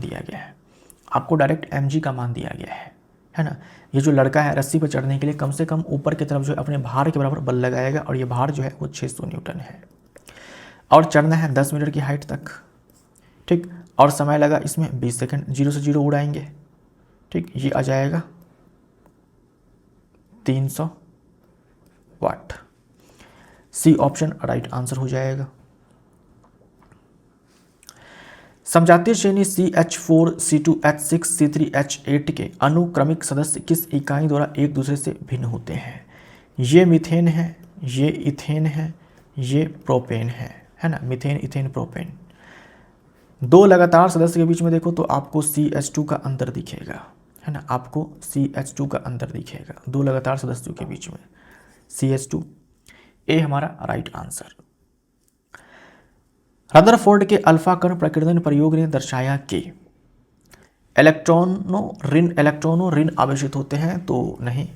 नाभिक में परमाणु का द्रव्यमान और धन आवेश केंद्रित रहता है, तो सही है। जब रदरफोर्ड ने अपना अल्फा कण प्रकीर्णन प्रयोग किया था तो इस प्रयोग से उनको ये पता चला कि जो परमाणु है उसका अधिकांश भाग खाली है, सारा द्रव्यमान जो है उसके केंद्र में निहित है और जो केंद्र है वो धन आवेशित है, सही है। नाभिक में न्यूट्रॉन होते हैं, नहीं, न्यूट्रॉन की खोज बाद में हुई थी। परमाणु का अधिकांश स्थान जो है रिक्त होता है, खाली होता है, सही है। तो 2 और 4। और इलेक्ट्रॉन जो है ऋण आवेशित है, जे थॉमसन ने बता दिया था बहुत पहले। 2 और 4, बी ऑप्शन हमारा राइट आंसर हो जाएगा। एक तत्व के आयन पर 3 धन आवेश है। मान लो कोई तत्व है, उसके आयन पर 3 धन आवेश है। परमाणु के द्रव्यमान संख्या 27 है और न्यूट्रॉन की संख्या 14 है। आयन में कितने इलेक्ट्रॉन उपस्थित है? कितने इलेक्ट्रॉन उपस्थित है? देखो, द्रव्यमान संख्या बराबर होता है प्रोटॉन की संख्या प्लस न्यूट्रॉन की संख्या। द्रव्यमान संख्या 27 है। अच्छा, प्रोटॉन की संख्या नहीं पता है, लेकिन न्यूट्रॉन की संख्या 14 है। अब यहाँ से प्रोटॉन की संख्या निकल करके आ गया 13। अब अगर परमाणु उदासीन होता, न्यूट्रल होता, अगर परमाणु उदासीन होता तो जितने इलेक्ट्रॉन होते हैं उतने ही प्रोटॉन होते हैं, है ना। 13 इलेक्ट्रॉन 13 प्रोटॉन होते हैं। लेकिन कहा गया है कि देखो, तत्व के ऊपर जो 3 धन आवेश है, 3 धन आवेश है, मतलब कि 3 इलेक्ट्रॉन बाहर निकला है। अगर 3 धन आवेश है तो 3 इलेक्ट्रॉन बाहर निकला है। वैसे ये तत्व कौन सा हो जाएगा? एल्यूमिनियम हो जाएगा। एल्यूमिनियम की परमाणु संख्या 13, ठीक। तो अगर एल्यूमिनियम जो है उदासीन है तो इसमें 13 इलेक्ट्रॉन है। अब मान लो कि 3 इलेक्ट्रॉन बाहर निकल गए तो ही जाकर के इसके ऊपर 3 प्लस चार्ज आएगा। तो अब इसके पास कितने इलेक्ट्रॉन है? 10 इलेक्ट्रॉन है ना। तो बी ऑप्शन हमारा राइट आंसर हो जाएगा। B option right answer. प्रत्येक 2 ओम के 2 प्रतिरोध 4 वोल्ट की एक बैटरी से श्रेणी क्रम में संयोजित है। प्रतिरोधों में से प्रवाहित होने वाली विद्युत धारा क्या होगी? अच्छा, 2 ओम के 2 प्रतिरोध हैं, श्रेणी क्रम में लगे हुए हैं, तो देखो धारा बराबर हो जाएगा V/R इक्विवेलेंट, क्योंकि 2 प्रतिरोध है। अब दोनों के दोनों श्रेणी क्रम में लगे हुए हैं तो हम लोग क्या करेंगे? सिंपली जोड़ देंगे दोनों को, तो 2 + 2 हो जाएगा। 2 रेजिस्टर्स हैं, दोनों के दोनों के रेजिस्टेंस जो है वो 2-2 ओम है, तो ये 1 एम्पियर हो जाएगा। डी ऑप्शन राइट आंसर हो जाएगा। एम्पियर में 1 एम्पियर। निम्नलिखित में से किस वैज्ञानिक ने स्थिर अनुपात का नियम प्रस्तावित किया था? स्थिर अनुपात का नियम जोसेफ प्राउस्ट ने दिया था। रदरफोर्ड ने न्यूक्लियस की खोज की, जे थॉमसन ने इलेक्ट्रॉन की खोज की और गोल्डस्टीन ने प्रोटॉन की खोज की। ये आपके एग्जाम का पूछा हुआ सवाल है। परमाणु का प्रथम मॉडल देने वाला का नाम? पहली बार परमाणु का मॉडल दिया था जे थॉमसन ने। इन्होंने ही इलेक्ट्रॉन की खोज की थी और जे थॉमसन ने ही पहली बार परमाणु का नाभिकीय मॉडल दिया था। परमाणु का मॉडल दिया था, नाभिकीय मॉडल नहीं बोलेंगे, है ना। नाभिकीय मॉडल जो है रदरफोर्ड ने दिया था।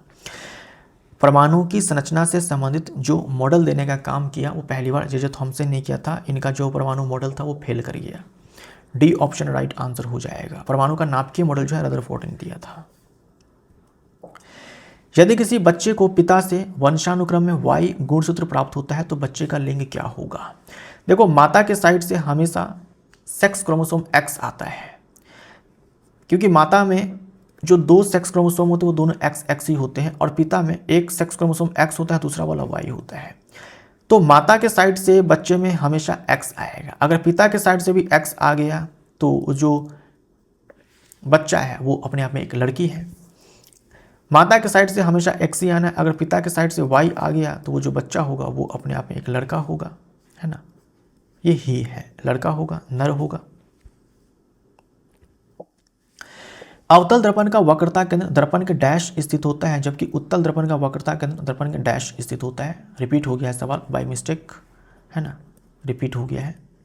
सामने और इसके बारे में कहेंगे पीछे। निम्नलिखित में से कौन सा विकल्प कैल्शियम हाइड्रोक्साइड का सही रासायनिक सूत्र दर्शाता है? अब देखो 4 ऑप्शंस हैं, इन चारों में से मात्र एक ही ऑप्शन है जिसमें आपको कैल्शियम दिख रहा है, सी ऑप्शन राइट आंसर। ये मैग्नीशियम हाइड्रोक्साइड है, ये सोडियम हाइड्रोक्साइड है, और ये पोटेशियम हाइड्रोक्साइड है। निम्नलिखित में से कौन सा विषाणु जन्य संक्रमण यौन संपर्क के माध्यम से फैल सकता है? यानी सेक्सुअली ट्रांसमिटेड डिजीज है और अपने आप में वायरल डिजीज है। HIV एड्स हो जाएगा, है ना, ये STD है ही नहीं। सिफिलिस और गोनोरिया ये बैक्टीरियल है, बैक्टीरियल सेक्सुअली ट्रांसमिटेड डिजीज है। तो दोस्तों इसी के साथ हमारे 100 सवाल पूरे होते हैं। Thank you so much.